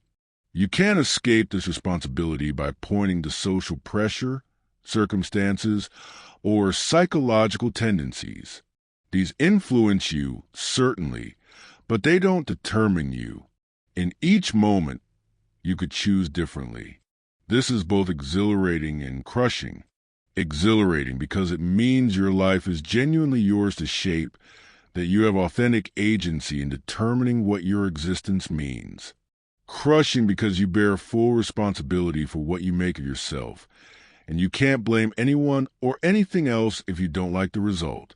The void, the absence of predetermined meaning, becomes the space of your freedom. You're not discovering what your life is supposed to mean. You're deciding what it will mean through the accumulation of choices you make each day. Imagine a woman standing at a crossroads in her career. One path leads to security, comfort, the approval of her family, but it requires her to abandon work she finds meaningful for work that pays better. The other path leads toward uncertain outcomes, possible financial stress, but alignment with what she genuinely cares about. Neither choice is obviously right. There's no cosmic voice telling her which path is correct. If she asks the universe for a sign, the universe remains silent. She's standing in the void, and the void offers no guidance, only possibility. From the Taoist view, she might quiet herself and notice which path creates internal resonance versus resistance. From the Stoic view, she might ask which choice better embodies her values, which allows her to act with more virtue regardless of outcomes. From the existentialist view, she recognizes that either choice is legitimate, but each will create a different self, and she must take responsibility for whoever she becomes through her choice. What she cannot do is avoid choosing. Even refusing to choose is itself a choice. Even letting circumstances decide for her is a choice to abdicate her agency. She has no escape from the power and burden of choice. So she chooses, and in that choice, she creates meaning. If she takes the secure path, she can make that mean something. Perhaps it means she values stability, family harmony, the freedom financial security provides. If she takes the uncertain path, that means something too. Perhaps commitment to authenticity, willingness to risk, faith in her values over comfort. The meaning isn't inherent in the paths themselves. It's created through her choosing, and then through how she lives out the consequences of that choice. This is the power of choice revealed. You write your life's significance through the decisions you make and the way you inhabit them. Our contemporary world offers more choices than any humans in history have faced. Career paths, relationship structures, places to live, identities to adopt, beliefs to hold, lifestyles to pursue. Everything is optional, customizable, subject to change. This abundance of choice should be liberating. but often it's paralyzing. We face analysis paralysis, endlessly researching and comparing, terrified of making the wrong choice. We experience FOMO, fear of missing out, because every choice means foreclosing other possibilities. We suffer from what psychologists call choice overload, where too many options diminish satisfaction rather than enhancing it. And beneath all this, there's often a desperate search for the right answer, the optimal choice, the path that will finally make us happy. We want someone to tell us what to choose. We want guarantees that our choices will work out. We want to avoid the weight of radical freedom by finding some external authority that will choose for us. But the void doesn't work that way. No amount of research reveals the objectively correct choice, because such a thing doesn't exist. The rightness of your choice doesn't precede the choosing. It emerges from how you live with the choice afterward, from the meaning you create through your commitment to the path you've taken. This means you can stop searching for a perfect certainty before you choose. You can accept that you're always choosing in some degree of darkness, with incomplete information, without guarantees. And that's not a bug. It's a feature of genuine freedom. In the late 4th century, in a small village in Gaul, a Christian named Martin faced a choice that would define his life. He was a Roman soldier, which meant security, status, and a clear path forward. But he'd become increasingly troubled by the violence his role required, increasingly drawn to a life of prayer and service to the poor. One winter day, he encountered a beggar freezing by the roadside. Martin had nothing to give except his military cloak. He could have justified keeping it. He was on duty. He needed it himself. Surely someone else would help. But instead, he took his sword and cut the cloak in half, giving the beggar half to keep warm. This single choice rippled outward. It marked the beginning of Martin's departure from military life, his commitment to a different kind of existence. He eventually left the army, faced criticism and punishment for this decision, and lived in poverty and uncertainty for years. But he'd chosen to create meaning from a void, to make his life signify compassion and service rather than power and security. He didn't know when he cut that cloak that this choice would define everything that followed. He couldn't see the future or guarantee that things would work out. He simply chose, in a moment that offered no clear guidance, to act according to the person he wanted to become. Years later, when Martin had become a bishop known for his generosity and humility, people would point to that moment as the origin story. But from inside the moment, it was just a choice made in uncertainty, creating meaning from a void that offered no assurances. This is how it always works. Your choices feel small and uncertain as you make them. Only in retrospect do they become the moments that shaped everything, the hinges on which your life turned. But you never know which choices those will be while you're making them. You can only choose as authentically as possible, and then commit to creating meaning from whatever unfolds. The power of choice isn't about always choosing correctly. It's about recognizing that your choosing is what writes the story of who you are. Each decision is a sentence in the narrative of your existence. You're the author, even though you don't control how other characters respond or how the plot develops in response to your choices. And here's the paradox. Accepting the burden of this power, the weight of your freedom, the responsibility of your choices, actually lightens your load. When you stop searching for the perfect choice and accept that you must simply choose and then make your choice meaningful through how you live it, the paralysis lifts. You can move. You can act. You can begin. The void isn't a problem to be solved. It's the space where you exercise your fundamental freedom. Without the void, without the absence of predetermined meaning, you'd be a puppet following a script. The void is what makes you human. The power to choose in the face of meaninglessness is what allows you to create a life that matters. Rest in this understanding now. You've been carrying the burden of choice all along, though perhaps without naming it. Every day, in small ways and large, you've been creating meaning through your decisions. You've been writing yourself into existence through the accumulation of choices. And tomorrow you'll do it again, not because you have perfect clarity or certain knowledge, but because choosing is what humans do. It's your power and your nature. Let go of the search for the one right answer. Let go of the demand for guarantees before you choose. The void will remain silent, but you don't need its permission or its guidance. You have everything you need already.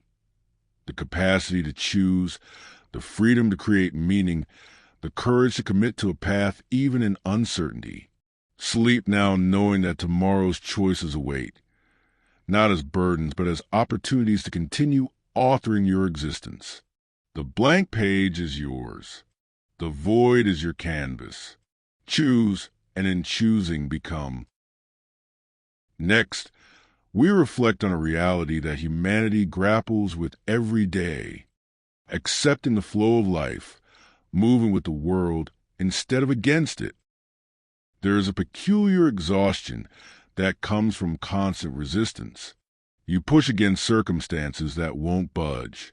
You fight currents too strong to overcome. You insist reality should be different than it is, and reality continues, indifferent to your insistence. By day's end, you're depleted not from productive effort, but from the friction of swimming upstream, of trying to force the world into shapes it refuses to hold. What if there's another way? Not passivity, not surrender of all agency, but something more subtle, a kind of intelligent responsiveness that works with a grain of reality rather than against it, an ability to perceive what wants to happen and align yourself with it, to find the path of least resistance not from laziness but from wisdom. This is what the Taoists meant by flow, moving with the natural current of things, acting in harmony with how events want to unfold, achieving your aims through cooperation with reality rather than domination of it. The Tao Te Ching returns again and again to water as the master metaphor. Water seeks the lowest places that everyone else avoids, yet prevails over stone and metal. It doesn't fight obstacles. It flows around them, over them, through them. Given time, it carves canyons through mountains. Its power comes precisely from its yielding nature, its willingness to adapt, its refusal to resist what is. When you try to move against life's flow, you encounter resistance everywhere. Plans crumble, relationships strain, efforts multiply without proportional results. You feel like you're working harder than anyone around you but accomplishing less. And the reason is simple. You're fighting the current. You're trying to make something happen that reality, in this moment, isn't supporting. This doesn't mean giving up on goals or becoming passive. It means developing sensitivity to timing, to circumstance, to the natural rhythm of how things develop. There are seasons for planting and seasons for harvesting. There are moments when action flows effortlessly and moments when even the smallest effort meets massive resistance. The wise person learns to distinguish between these, to act when action is supported and wait when waiting serves better. Think of a farmer. He doesn't plant seeds in winter and then rage at the frozen ground for not yielding crops. He doesn't try to force plants to grow faster than their nature allows. He works with seasons, with weather patterns, with the inherent tendencies of soil and seed. His success comes from cooperation with natural processes, not from imposing his will against them. Yet how often do we live as if we could override natural rhythms through sheer determination? We force ourselves to be productive when our bodies need rest. We push relationships to develop faster than they're ready to grow. We try to make decisions before the necessary information has emerged. We act from urgency and anxiety rather than from attention to what the moment actually supports. The Stoics approached this from a different angle, but reached a compatible understanding. They distinguish between what's up to us and what's not up to us. Your efforts, intentions, and character, these you control. Outcomes, other people's responses, external circumstances, these lie beyond your control, governed by the larger unfolding of events they call logos or cosmic reason. Fighting what's not up to you is futile and exhausting. The Stoic wisdom is to pour your energy into what you can actually influence and accept everything else with equanimity. This creates a kind of flow, not the Taoist Wu way exactly, but a similar principle of non-resistance to what cannot be changed. Marcus Aurelius wrote, "The impediment to action advances action. What stands in the way becomes the way." This suggests a profound reorientation. When you meet an obstacle, instead of exhausting yourself trying to force through it, you ask, how does this obstacle reveal a different path? How can I work with this situation rather than against it? An entrepreneur plans to launch a business, but the economy crashes. She could despair, insisting reality should have cooperated with her timeline. Or she could adapt. Perhaps this moment creates opportunities her original plan didn't account for. Perhaps the delay allows her to develop skills she'll need later. Perhaps a different path entirely reveals itself. The obstacle becomes a way when she stops fighting it and starts working with what is. This isn't about positive thinking or pretending obstacles aren't real. It's about redirecting energy from futile resistance into creative adaptation. The Stoic finds flow by accepting what cannot be changed and focusing entirely on how to respond skillfully within those constraints. The existentialist might frame this as navigating your facticity, the given conditions of your existence that you didn't choose. You're born into a specific body, time, place, and circumstance. These facts constrain you, but they don't determine you. Your freedom exists within the boundaries of your facticity, and wisdom involves understanding those boundaries rather than pretending they don't exist. Sartre used the example of a mountain. The mountain isn't inherently an obstacle. It only becomes one if you decide to cross it. If you choose a different goal, the mountain is irrelevant. But once you've committed to crossing, the mountain's resistance is real and must be worked with. You can't will it away or pretend it's not there. You can only find a path through or around it, adapting your approach to the terrain's reality. Flow, from this view, means recognizing where reality is flexible and where it's fixed, where you have genuine choices, and where you're constrained by given conditions. You flow not by giving up agency, but by exercising it intelligently, choosing paths that reality supports rather than fantasizing about paths reality won't allow. Consider a dancer improvising to music. She doesn't fight the rhythm or insist the melody should be different. She listens, feels the pulse, and lets her movements emerge in response to what she's hearing. There's tremendous skill and creativity involved, but it's all oriented toward harmony with the music rather than opposition to it. When she moves against the beat, she looks clumsy and disconnected. When she flows with it, even simple movements become elegant. The music hasn't constrained her. It's provided a structure within which her creativity can express itself more fully than it could in pure randomness. Life is like this. There are rhythms, patterns, natural tendencies that you can work with or against. When you flow with them, even difficult circumstances become workable. When you fight them, even favorable circumstances become struggle. Our modern world makes flow particularly difficult to achieve. We're trained to dominate, control, optimize, and maximize. We approach reality as raw material to be shaped according to our designs rather than as a living process we might participate in harmoniously. We schedule ourselves to mechanical precision, ignoring biological rhythms and natural energy cycles. We push through fatigue, override bodily signals, treat resistance as something to be conquered rather than information to be heeded. The technology we created reinforces this. We can work at any hour, be productive regardless of natural light cycles, maintain summer's pace through winter.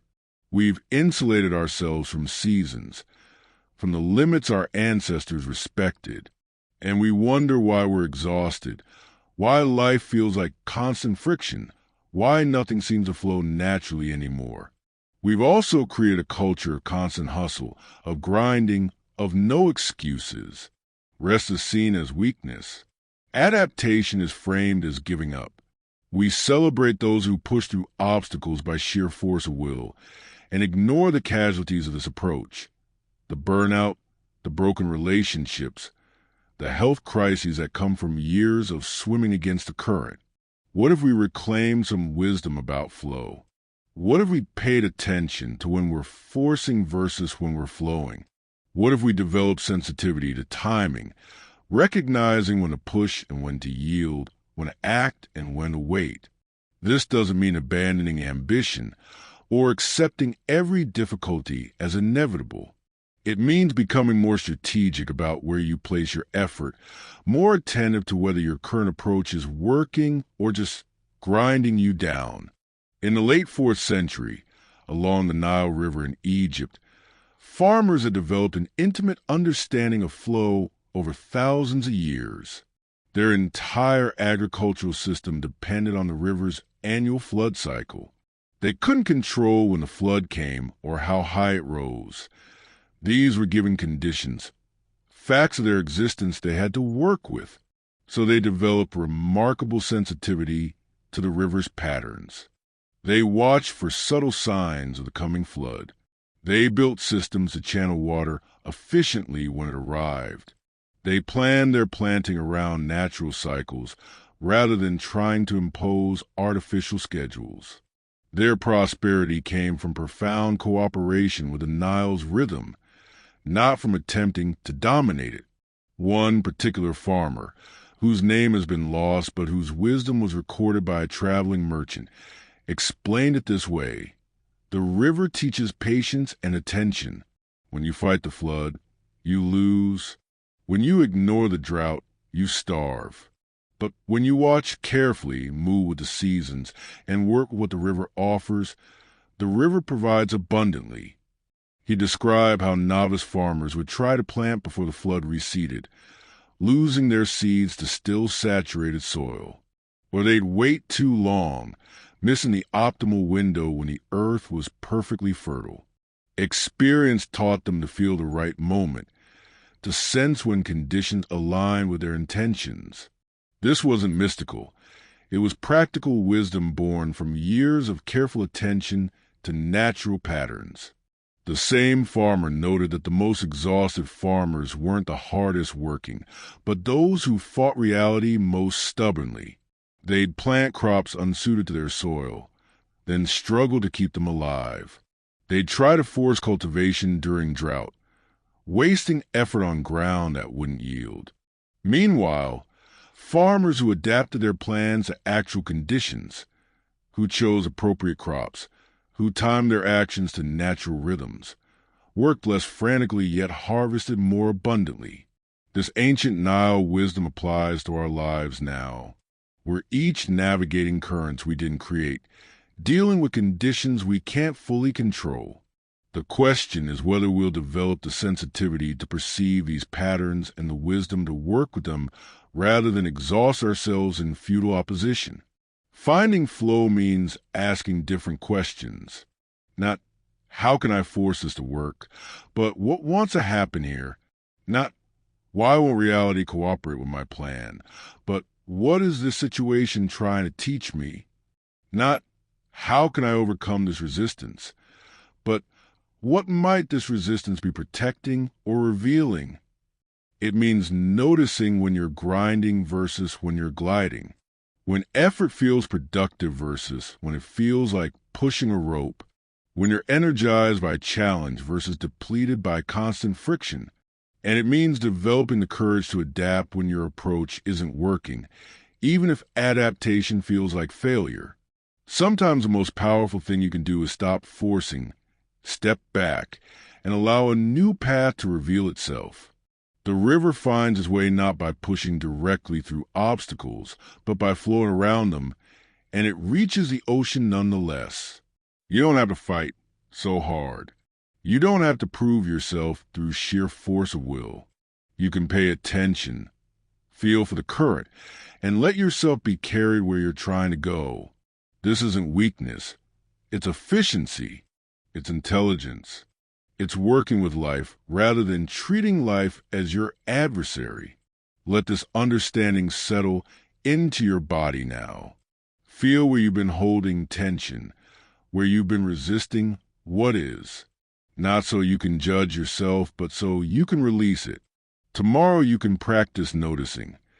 Is this action flowing or forcing? Is this relationship moving naturally, or am I dragging it somewhere it doesn't want to go? Am I swimming with the current or against it? For tonight, just rest in the image of water finding its path. Not through aggression, but through patient persistence. Not through force, but through adaptation. The water doesn't worry about the obstacles ahead. It simply flows, and in flowing, it arrives. You can rest now. The current will carry you. Trust the flow. Let yourself be moved by what wants to move you. Sleep in the certainty that the river knows the way, even when you don't. Flow and be carried home. Now, let's explore the ethics of being human in an uncertain age. Ethics becomes complicated when certainty disappears. When everyone agreed on what was right, when tradition provided clear guidance, when authority spoke with unified voice, moral decisions were simpler, even if following them wasn't always easy. But we live in a time when authorities contradict each other, when traditions compete and conflict, when reasonable people disagree profoundly about fundamental questions of how to live. This uncertainty can feel paralyzing. If there's no absolute moral truth everyone can agree on, does that mean anything goes? If different cultures have different values, who's to say what's right? If even experts disagree, how can ordinary people make ethical choices? The ground feels unstable, and we're left wondering, is there any way to be good that doesn't require impossible certainty about what goodness means? The answer, perhaps, is that ethics has never really been about certainty. It's always been about how we meet our fundamental humanness. The fact that we're capable of helping or harming, of creating or destroying, of treating others with dignity or degradation. Uncertainty about philosophical foundations doesn't change this basic reality. Your actions affect others, and you must choose how to act. The Taoist approach to ethics emerges from observing natural harmony. In nature, nothing tries to be more than it is. The tree doesn't attempt to outshine other trees through aggressive competition. It simply grows according to its nature, and in doing so, contributes to the forest's balance. The stream doesn't hoard water. It gives freely, flows onward, and everything downstream benefits. When humans live in accordance with the Tao, they act similarly. They don't impose elaborate moral systems from above. They respond to circumstances with natural compassion, like a parent caring for a child without needing philosophical justification. The Tao Te Ching describes this as acting without forcing, helping without claiming credit, leading without dominating. The sage doesn't need a complex ethical framework, because they've cultivated a nature that naturally moves toward harmony. They remove the obstructions, ego, greed, fear, that cause harmful behavior. What remains is spontaneous right action, emerging from inner alignment rather than external rules. This doesn't mean there are no guidelines. The Taoist tradition values simplicity, humility, contentment, and living lightly on the earth. But these aren't commandments imposed from outside. They're descriptions of what happens when you align with natural balance. You naturally take only what you need because excess creates imbalance. You naturally treat others gently because aggression disrupts harmony. In an uncertain age, this offers something valuable. Ethics rooted not in absolute rules, but in attention to consequences, to balance, to the actual effect of your actions on the web of relationships you're part of. You can't be certain of abstract moral truths, but you can notice whether your actions create harmony or discord, whether they promote flourishing or suffering. The Stoics built their ethics on a different foundation, but reached compatible conclusions.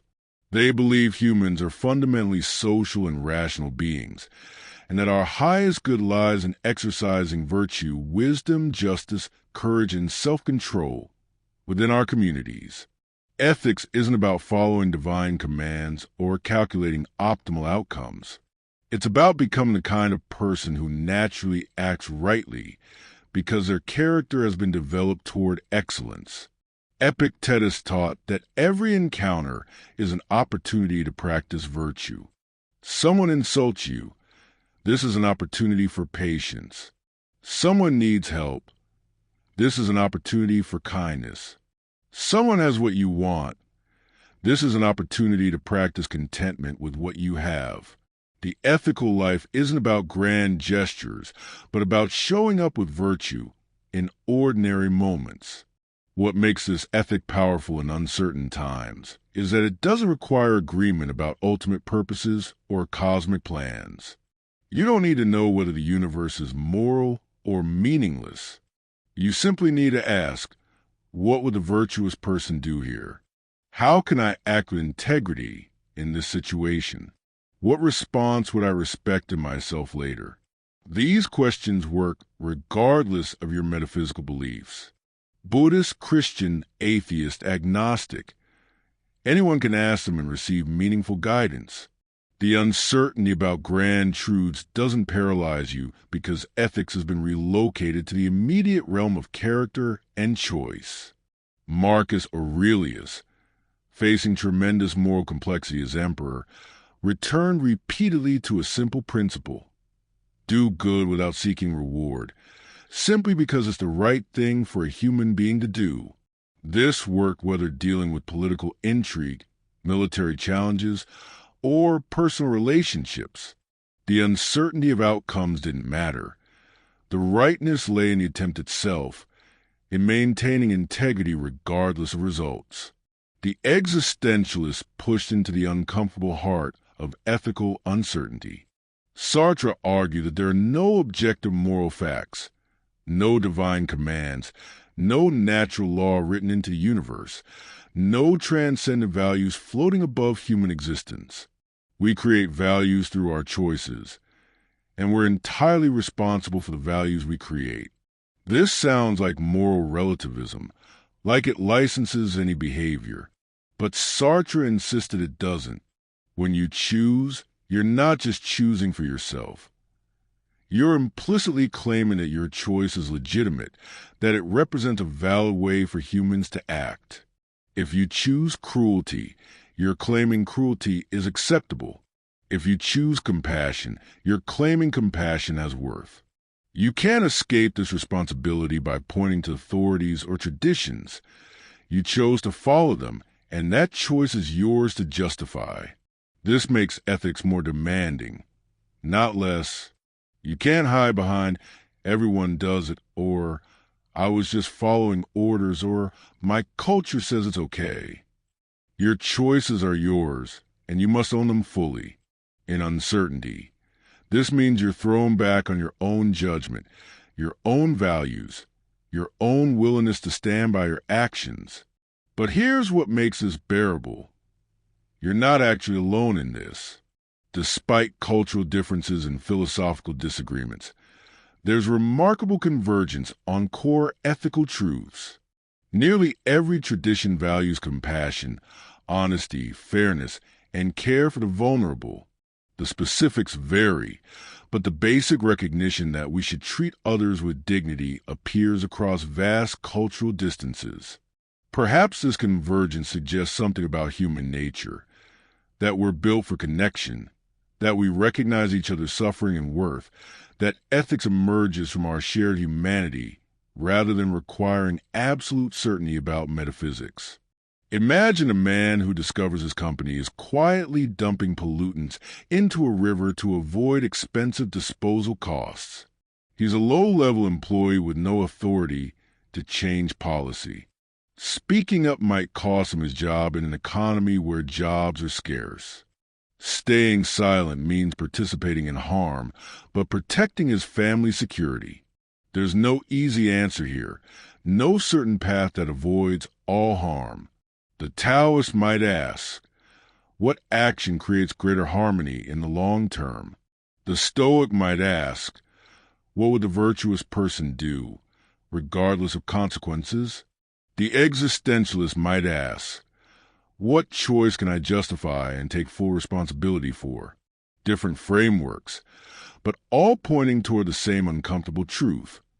He must choose, and his choice matters, and uncertainty about the perfect answer doesn't relieve him of responsibility for the choice he makes.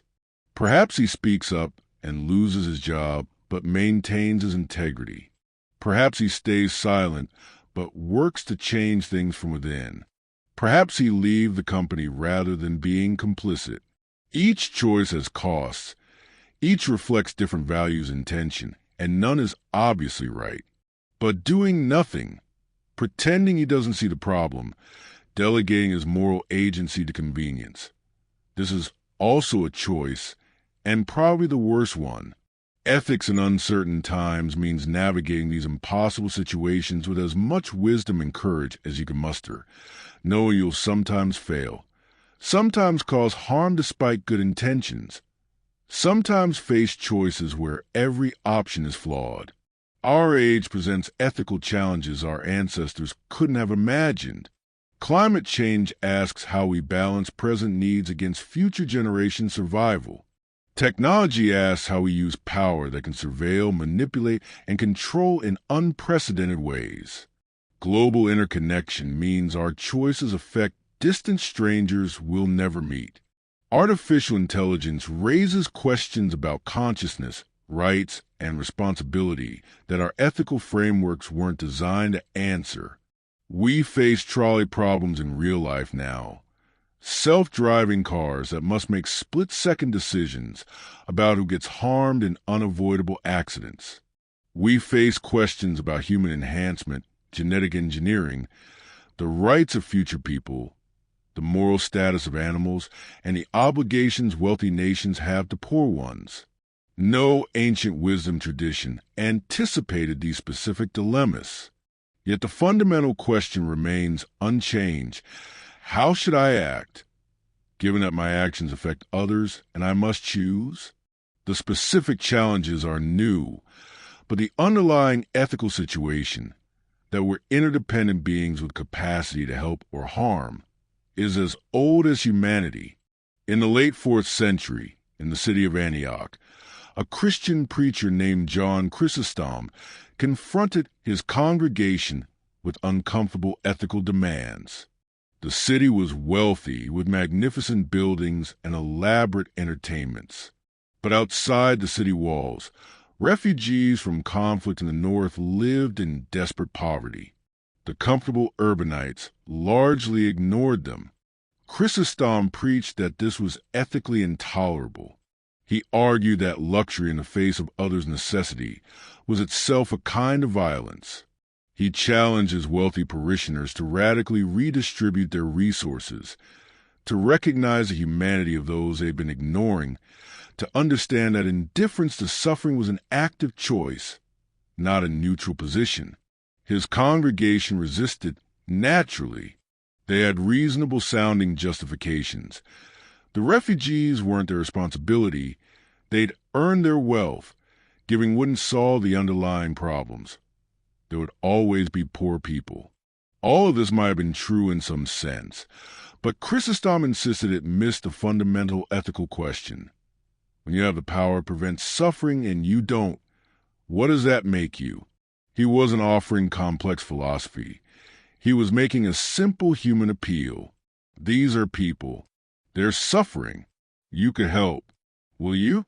The uncertainty about larger political solutions didn't eliminate the immediate ethical demand of the person in front of you who needs help. This ancient challenge echoes in our time. We know about suffering across the world in ways previous generations couldn't. We have resources and technologies that could address many problems. Yet we often live as if this knowledge doesn't create ethical obligations, as if awareness without action is somehow acceptable. The uncertainty of our age includes uncertainty about efficacy. Will donations actually help, or will they be wasted? Will personal actions matter in the face of systemic problems? Can individual ethics make any difference when structures are corrupt? These are real questions, but they can also become sophisticated forms of the excuses Chrysostom's congregation offered, elaborate ways of justifying an action. Perhaps the ethical demand is simpler than we make it. Do what good you can where you are with what you have. Don't let uncertainty about optimal solutions prevent you from decent actions. Don't let philosophical doubts about absolute morality stop you from basic kindness. Don't let the complexity of systemic problems excuse you from responding to immediate suffering you could address. You won't be perfect. You'll make mistakes, cause unintended harm, fall short of your own ideals. The uncertainty means you'll sometimes act and wonder if you did the right thing. But paralysis isn't the answer to uncertainty. Movement is careful, thoughtful, humble movement that accepts you're navigated without complete maps, but refuses to use that as justification for going nowhere. Being human means bearing the weight of moral agency without the comfort of moral certainty. It means choosing how to act when you can't be sure you're right. It means recognizing that your choices matter, even though you can't control outcomes. It means trying to minimize harm and promote flourishing while accepting you'll never fully succeed. This isn't comfortable, but it's honest. And there's a strange kind of peace that comes from accepting it, from giving up the fantasy of perfect moral clarity and embracing the messy reality of being a finite creature trying to do good in a complex world. Rest now in the knowledge that you've tried, in whatever ways you could, to meet the ethical demands of your existence. You failed sometimes, succeeded other times, and muddled mostly through. This is what being human looks like. The uncertainty does not excuse you from trying, but also does not require you to achieve perfection. Do what good you can. Be kind when possible. Admit when you're wrong. Keep trying to be better. This is enough. It has to be, because it's all that's available to uncertain creatures like us. Sleep now, imperfect but trying. Tomorrow you'll face new choices, and you'll meet them as well as you can. For tonight, let that be sufficient. Rest in the small goodness you've managed to create. It matters more than you know. Slowly, we now move on to loneliness, connection, and the human condition. There's a loneliness that has nothing to do with being alone. You can feel it in a crowded room, surrounded by conversation you're not truly part of. You can feel it lying next to someone you've shared years with, sensing the distance despite the proximity. You can feel it scrolling through hundreds of contacts, realizing none of them know the parts of you that feel most real, most vulnerable, most essentially you. This loneliness is fundamental to being human. We're sealed inside our own consciousness, experiencing life through a single perspective we can never escape. No matter how eloquently we speak, something of our inner experience remains untranslatable. No matter how deeply we're loved, we face certain experiences. Our fears, our mortality, our particular way of processing reality. In solitude, we're fundamentally separate, And this separateness creates a longing for connection that can never be fully satisfied. Yet we also possess this mysterious capacity to reach across the gap, to touch another consciousness, however briefly and imperfectly, to create moments of genuine meeting that ease the isolation even if they don't eliminate it. The human condition is this tension. We're alone and we're together, separate and connected, yearning for union while remaining irreducibly individual. The Taoist texts speak little of loneliness directly, but they offer something profound about connection. They describe a state of being so aligned with the Tao that you recognize yourself in all things and all things in yourself. The boundary between self and other becomes permeable. You're not struggling to connect because you've recognized the underlying unity beneath apparent separation. This isn't mystical fusion where individuals dissolve into oneness. It's more subtle, a recognition that the same life force moves through everything, that you and the tree and the stranger on the street are all expressions of the same fundamental process. When you stop defining yourself as separate, desperately trying to build bridges from your isolated island to others, you realize you've been part of the mainland all along. The Zhuangzi tells of friendships that require no words, of understanding that flows naturally when people are aligned with their genuine natures. These connections aren't forced or performed.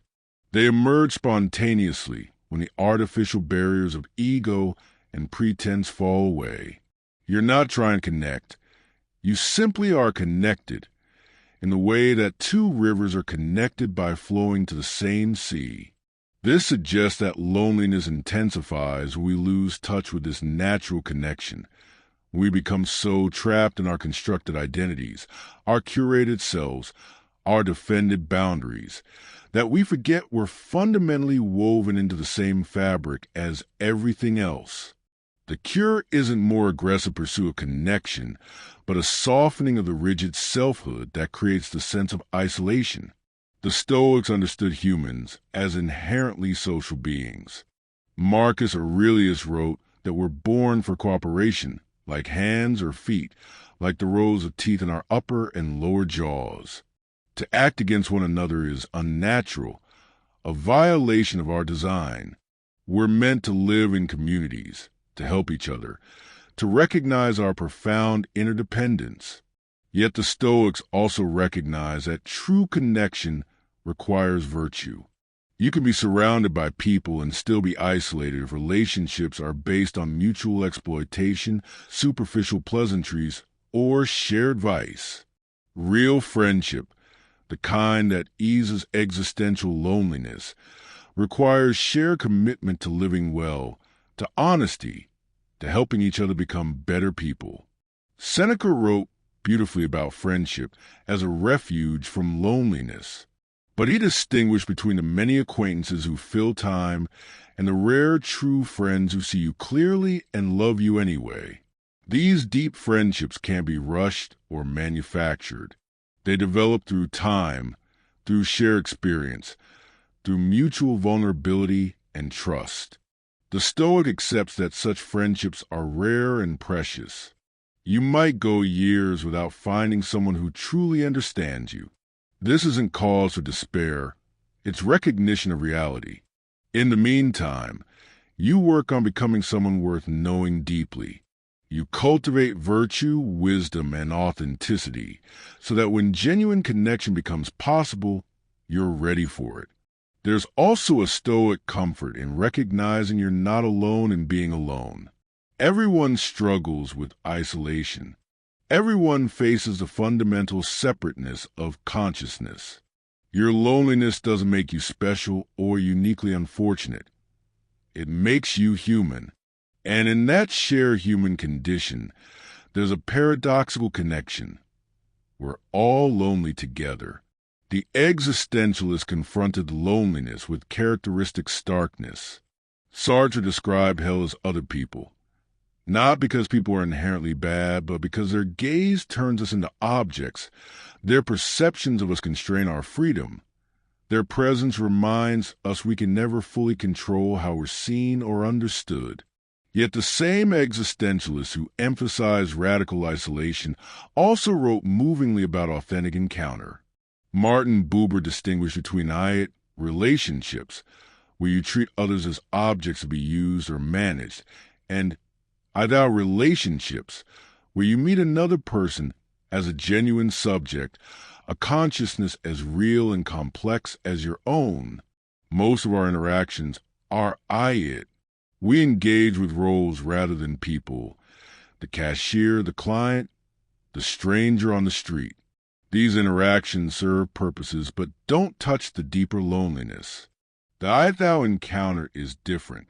You step out of your isolation and truly meet another person's reality. For a moment, the separateness dissolves into genuine connection. But these moments are fleeting. You can't sustain I-thou all the time. It's too intense, too demanding. You fall back into I-it, into the practical necessities of daily life. The loneliness returns. But you've been reminded that connection is possible, that the isolation isn't absolute, that there are moments of real meeting even if they can't be permanent. The existentialist view suggests that loneliness might be the price of consciousness itself. To be aware of yourself as a separate being is to experience isolation. You can seek connection, create it temporarily, but you can never escape the fundamental solitude of existing as an individual consciousness. The question isn't how to eliminate loneliness, but how to live meaningfully despite it. Picture a woman sitting in a coffee shop, alone, watching others, groups of friends laughing together, couples leaning close in conversation, colleagues animatedly discussing projects. She feels a familiar ache. Everyone else seems connected while she remains outside, looking in. Her phone holds hundreds of contacts, but who could she call right now who would truly want to hear from her? Who knows her well enough that reaching out wouldn't feel like an imposition? She could spiral into self-pity, into the narrative that she's uniquely isolated, fundamentally unlovable, destined to remain alone. But instead, she tries something different. She notices her breath. She feels the warmth of the coffee cup. She looks at the other people not with envy, but with recognition. They, too, know loneliness. Those laughing friends likely go home to empty apartments and quiet desperation. That couple might be performing connection while feeling miles apart. Everyone here carries the same fundamental isolation she does. This recognition doesn't eliminate her loneliness, but it changes it somehow. She's alone, but not uniquely so. And in this moment, simply being present to her own experience without demanding it be different, she touches something deeper than isolation, a kind of solitary peace, an acceptance of her humanness that includes both the connection she craves and the separateness she can't escape. Our contemporary moment has created a particular paradox around connection. We're more linked than ever through technology, instant communication across any distance, social networks connecting thousands, constant access to others' lives. Yet loneliness has become epidemic. Studies show increasing numbers of people report having no close friends, feeling isolated despite constant digital contact. Perhaps this is because the connections technology enables are often I-it connections scaled up massively. We interact with curated versions of people, with profiles and personas rather than messy, full humanity. We collect followers and friends without the slow building of trust that creates genuine intimacy. We're visible to many but truly seen by few. The algorithms that connect us also isolate us. We're shown content that confirms our existing views, connecting us with those who think like us while creating echo chambers that separate us from different perspectives. We're together in increasingly narrow tribes, isolated from the broader human community. Connection and division happen simultaneously. There's also the performance aspect. We share our lives publicly, creating the appearance of connection, while revealing little of our actual internal experience. We're lonelier than ever, but also more skilled at hiding it, at presenting lives so full and rich that others feel even more isolated by comparison. Everyone performs connection, and everyone secretly feels alone. What would it mean to resist this pattern? To reach out imperfectly, to risk genuine vulnerability, to seek quality of connection over quantity of contacts, to put down the phone and be present to the people physically near us, to accept that real friendship develops slowly through shared time and mutual trust, not through liking each other's posts. In the late 4th century, in the mountains of central Italy, a man named Benedict began experimenting with community. He'd lived as a hermit, seeking God in solitude, and he discovered something. Solitude has its place, but humans need each other. Complete isolation leads not to holiness, but to distortion. Without others to challenge and reflect us, we lose perspective. So, Benedict created something new, a monastic rule that balanced solitude with community. The monks lived together, prayed together, worked together, but also maintained spaces of silence and individual reflection. They were neither isolated hermits nor constantly interacting. They found a rhythm that honored both the need for connection and the need for solitude. Benedict understood that community requires structure. He created practices for conflict resolution, for shared decision-making, for caring for members who were sick or struggling. He recognized that connection doesn't happen automatically just because people live near each other. It requires intention, practice, and commitment to working through the inevitable friction. He also understood that genuine community can't be based on shared interests alone. It needs shared values and shared commitment to growth. The monks weren't just people who liked being together. They were people committed to helping each other become better, to speaking truth to each other even when uncomfortable, to remaining faithful to community even when it was difficult. This ancient model offers something relevant to our loneliness.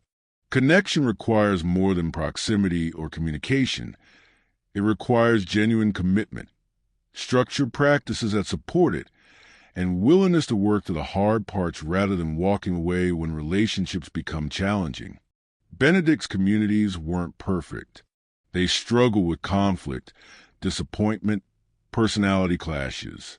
But they persisted because members had committed to staying, to working through difficulties, to recognizing that the alternative, isolation, was worse than the discomfort of navigating relationship. Perhaps we've lost this understanding. We treat relationships as optional, disposable, something we continue only as long as they remain easy and pleasant. At the first difficulty, we withdraw, protecting ourselves from pain, but also from the depth that comes from working through challenges together. We stay lonely because we're unwilling to risk the vulnerability that real connection requires. The truth about loneliness might be this: it's partially inevitable and partially chosen. The inevitable part comes from consciousness itself.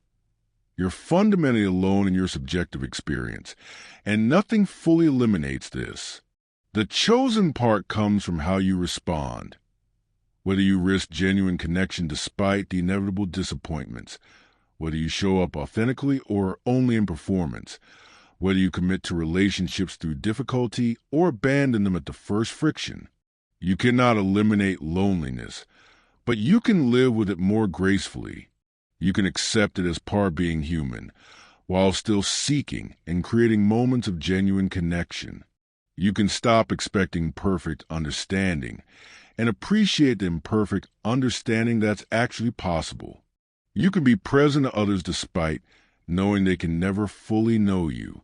And perhaps most importantly, you can develop a relationship with your own solitude that's companionable rather than tormented.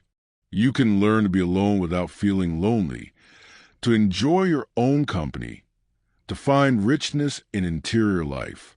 This doesn't replace connection. You still need others, but it makes the inevitable periods of aloneness more bearable. Rest now in whatever connection or solitude this moment holds. If you're alone, know that this doesn't mean you're isolated from the web of life.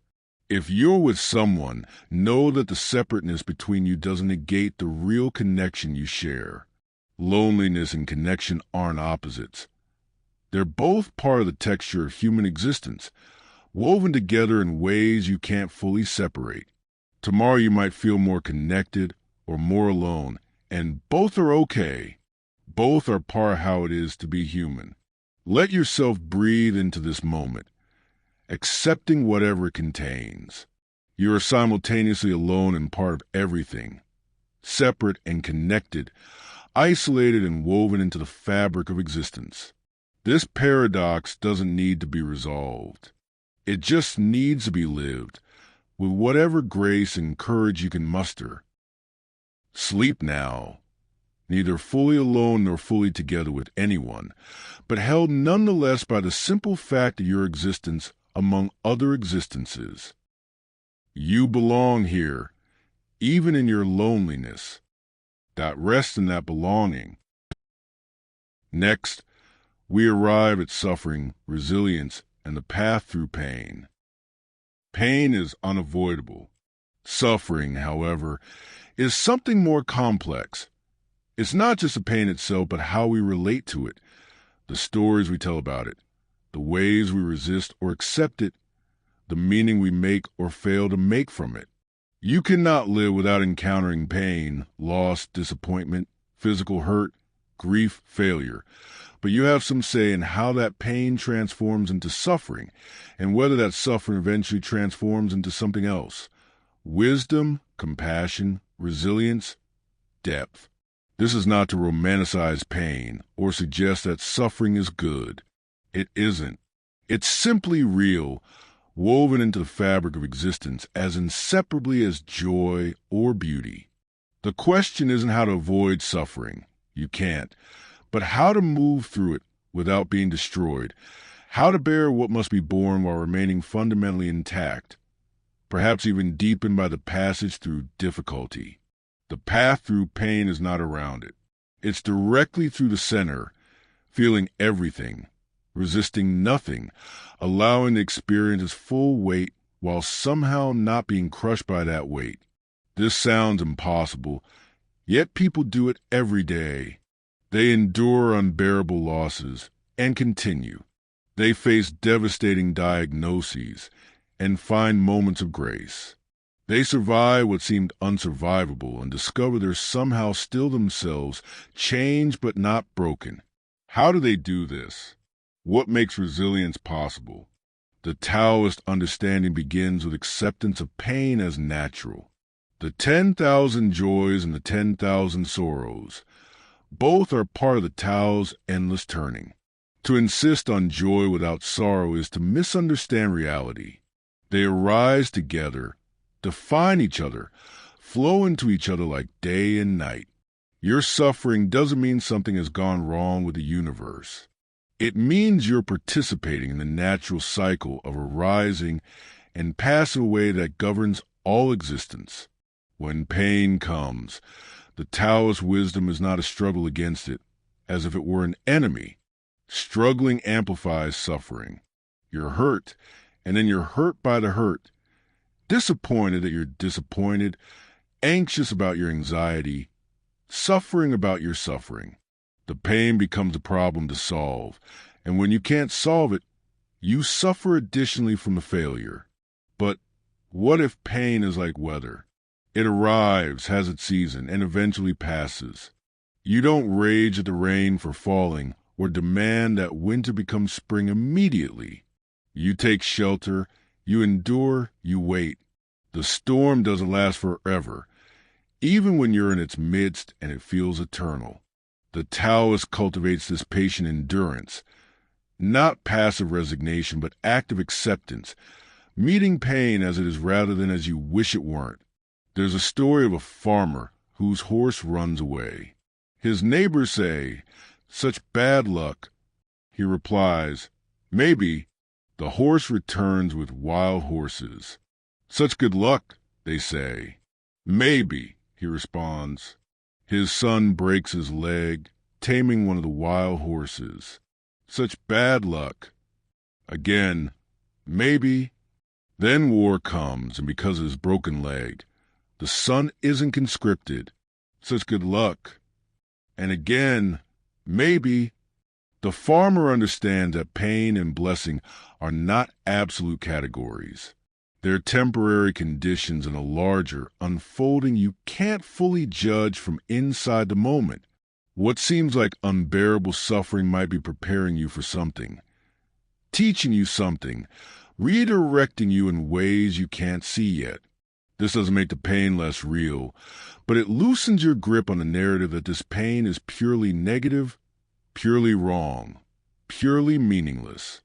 The Stoics approach suffering as the primary test of character.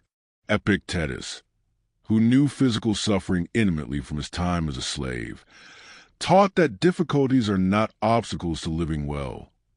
They're the very arena where living well becomes possible. You don't develop courage without facing fear. You don't develop patience without enduring frustration. You don't develop resilience without encountering hardship. The Stoic practices what they call the more fatty love of fate, not passive acceptance but active embrace of everything that happens, including suffering, as necessary to who you're becoming. Marcus Aurelius wrote that what harms the hive harms the bee, but what harms the bee doesn't necessarily harm the hive. Sometimes your suffering serves purposes beyond your immediate comfort. It shapes you, tests you, reveals what you're made of. This doesn't mean welcoming suffering masochistically. It means recognizing that once suffering has arrived, resistance is futile and costly. You can't change what's already happened. You can only choose how you'll carry it, what meaning you'll make from it, who you'll become through the experience of bearing it. The Stoic path through pain is to focus relentlessly on what remains within your control. You can't control the diagnosis, the loss, the betrayal, the failure, but you can control your judgment about it, your response to it, your decision to maintain dignity and virtue despite it. Pain might take everything else, but it can't take your character unless you surrender it. There's tremendous power in this reframing. Suffering that felt meaningless becomes meaningful when you see it as the forge where character is tempered. Pain that felt like pure loss becomes a crucible of transformation. You're not suffering for no reason. You're being tested, refined, strengthened, not because some deity ordained it, but because this is simply what suffering does when you meet it with intention, rather than just enduring it passively. The existentialists offered a different perspective, but reached similar conclusions. Camus wrote that the only serious philosophical question is whether to commit suicide, whether life, with all its inherent suffering, is worth living. His answer was yes, but not because life is easy or painless, because we can create meaning through rebellion against meaninglessness, through commitment despite absurdity, through choosing to continue even when continuation seems pointless. Suffering reveals the absurd. The universe doesn't care about your pain.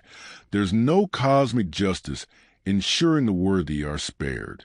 But this revelation, harsh as it is, also liberates. You're not suffering because you deserve it or because you failed spiritually. You're suffering because you're alive, and suffering is part of what alive things experience.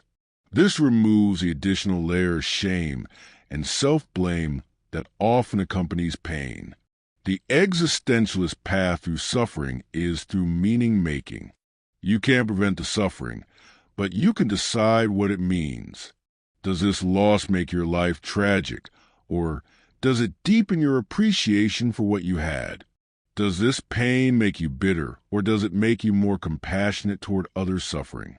Does this failure define you, or does your response to failure define you? These aren't predetermined. You choose. And in choosing, you assert your freedom even in the midst of circumstances you didn't choose and can't control. Consider a parent whose child has died. The pain is absolute world-ending. Nothing makes it okay. No philosophy softens it adequately.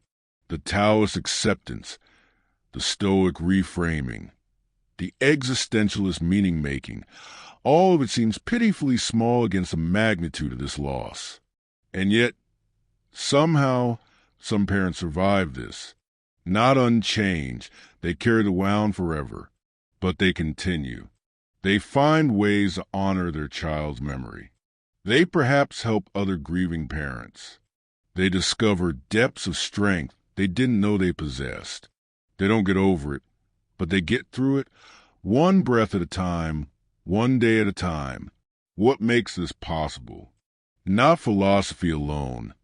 Philosophy might help, might provide some framework, but the actual resilience comes from something deeper, from the body's stubborn insistence on continuing, from the support of others who sit with them in grief, from the tiny moments when pain recedes slightly and they remember it's possible to feel something other than agony, from some mysterious capacity humans have to bear what seems unbearable. Resilience isn't about bouncing back unchanged. It's about continuing despite being changed, about maintaining your core humanity even when everything else has been stripped away.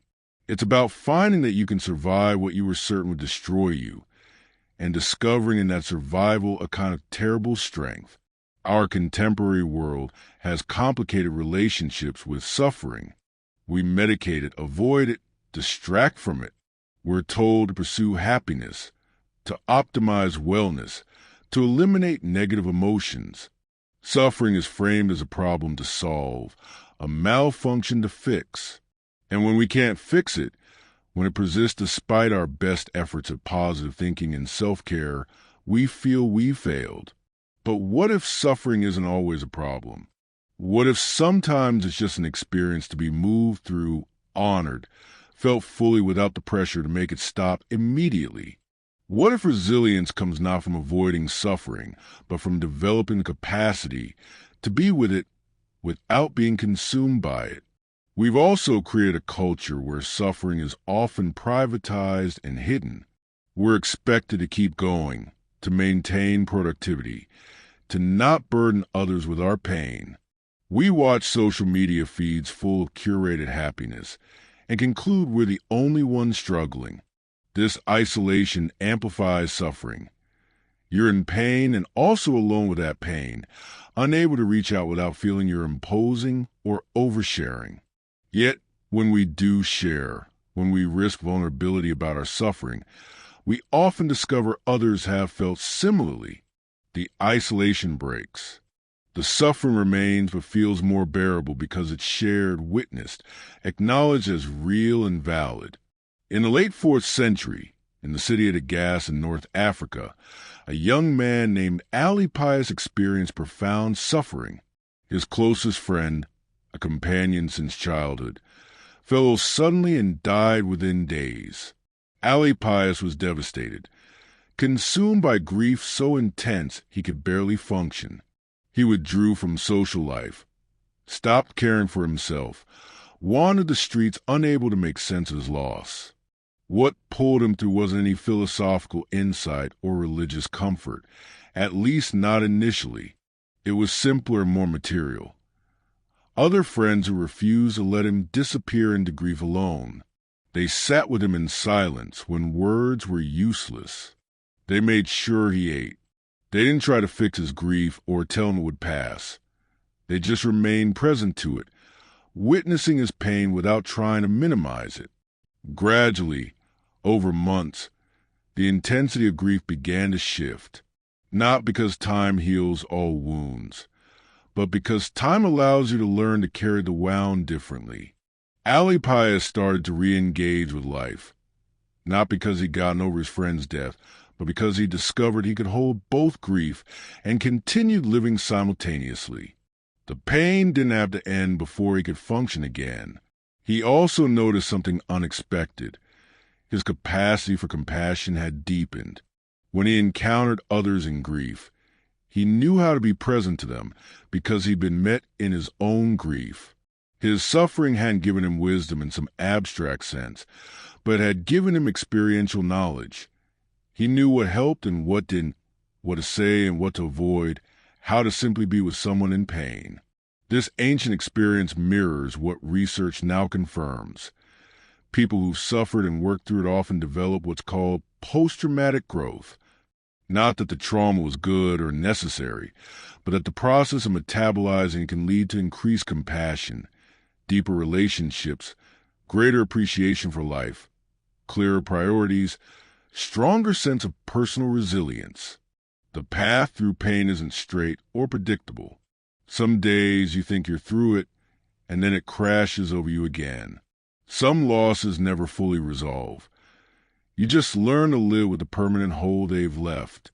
The work isn't to achieve some final state where suffering is overcome, but to develop capacity to continue despite ongoing pain, to remain open to joy even while carrying sorrow, to help others even while you're still healing yourself. Resilience, finally, might be less about being unbreakable and more about breaking in ways that allow you to mend, like a bone that breaks and heals stronger at the fracture point, like pottery repaired with gold in the Japanese tradition of kintsugi, where the breaks become part of the object's beauty and history rather than flaws to hide. You've been broken, perhaps, or you will be. Pain will find you because you're alive. But breaking doesn't mean ending. You can mend, perhaps differently than you were before, perhaps with visible scars, but mend nonetheless. And the mending itself, the process of putting yourself back together while simultaneously continuing to function, builds capacities you didn't have before the breaking. Let these thoughts settle gently now. If you're in pain currently, know that you don't have to resolve it tonight. You don't have to find meaning in it or turn it into growth. You can simply be with it, breathe through it, survive this day, and let tomorrow take care of itself. If you survived pain already, acknowledge your resilience. You're still here, still breathing, still capable of rest and peace, even if only in moments. The path through pain is walked one step at a time, sometimes one breath at a time. You don't need to see the whole path. You just need to take the next step, survive the next hour. And somehow, mysteriously, this is enough. The pain passes or becomes bearable or transforms into something you can carry. You continue. You endure. You become someone who has walked through fire and emerged, charred perhaps, but not consumed. Rest now in whatever ease is available. Tomorrow's pain can wait. Tonight, you've done enough simply by being here, by surviving this far. Sleep now, weary traveler. The path continues tomorrow, but tonight you can rest. We now turn to the quiet courage of being fully yourself. Being yourself sounds simple, almost trivial. Yet it might be the most difficult thing you ever attempt. Not the performance of yourself you perfected for different audiences, not the version edited for social approval, not the identity you constructed from others' expectations, but the actual, unvarnished reality of who you are beneath all the layers of adaptation and pretense. Most of us spend our lives in costume. We learn early which parts of ourselves are acceptable and which must be hidden. We develop sophisticated strategies for fitting in, for not standing out in ways that invite rejection, for conforming to unspoken rules about how people like us are supposed to be. These strategies work after a fashion. They keep us safe from criticism, from exclusion, from the vulnerability of being truly seen. But they also keep us isolated. When only your performed self meets the world, you're never fully present. No one knows you, really, because you're not showing the you that exists beneath the performance. And so you move through life half-hidden, craving authentic connection, while presenting only carefully curated versions of yourself, wondering why you feel so alone even among people who think they know you. The courage to be yourself, to drop the performance, to risk being seen fully, to stop contorting into shapes that please others at the expense of your own integrity. This is quiet courage, not the dramatic bravery of grand gestures, but the steady, daily courage of showing up authentically even when authenticity is inconvenient, uncomfortable, or costly. The Taoist concept of Ziren, naturalness, spontaneity, being what you actually are, sits at the heart of this. The Tao Te Ching teaches that the sages return to their original nature, shed the artificial accretions of social conditioning, and acts from their genuine center. They don't try to be something they're not. They don't force themselves into unnatural shapes to gain approval. They simply are what they are, as naturally as water is water and fire is fire. This doesn't mean being crude or thoughtless. It means your actions flow from your authentic nature, rather than from calculation about how others will respond. You're kind because kindness is natural to you, not because you're performing kindness to be perceived as kind. You speak truthfully because truth aligns with your nature, not because you're following rules about honesty.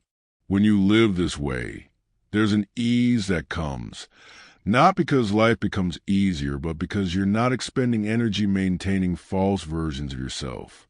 You're not constantly monitoring your performance, adjusting your presentation, second-guessing whether you're doing you correctly. You're just being naturally and unselfconsciously. The way a tree is simply a tree without trying. But getting to this naturalness requires first recognizing all the ways you're unnatural, all the ways you've learned to distort yourself.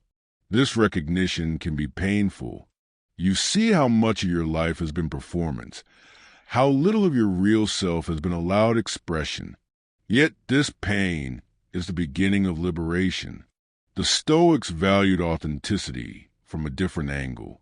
They taught that your true self is your rational, virtuous nature, the part of you capable of wisdom, justice, courage, and self-control.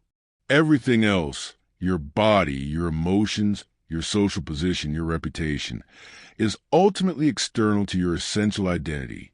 To be yourself, in Stoic terms, is to identify with and cultivate your capacity for virtue while remaining detached from everything else. This creates tremendous freedom. If your self isn't defined by your appearance, your wealth, your career, or others' opinions, then none of these things can threaten who you fundamentally are. You can lose everything external and remain yourself. You can face rejection, failure, or ridicule and maintain your integrity because your identity rests on something no one can take from you. But this requires constant practice. The world constantly tries to convince you that you are your role, your achievements, your body, your possessions.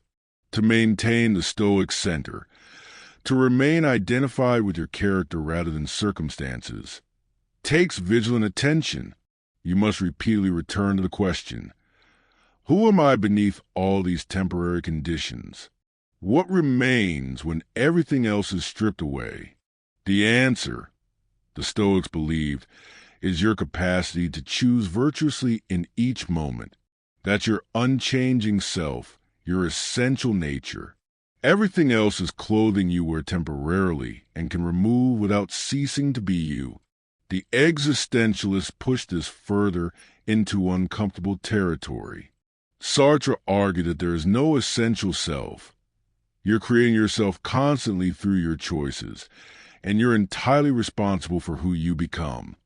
Being yourself doesn't mean discovering some fixed identity buried beneath conditioning.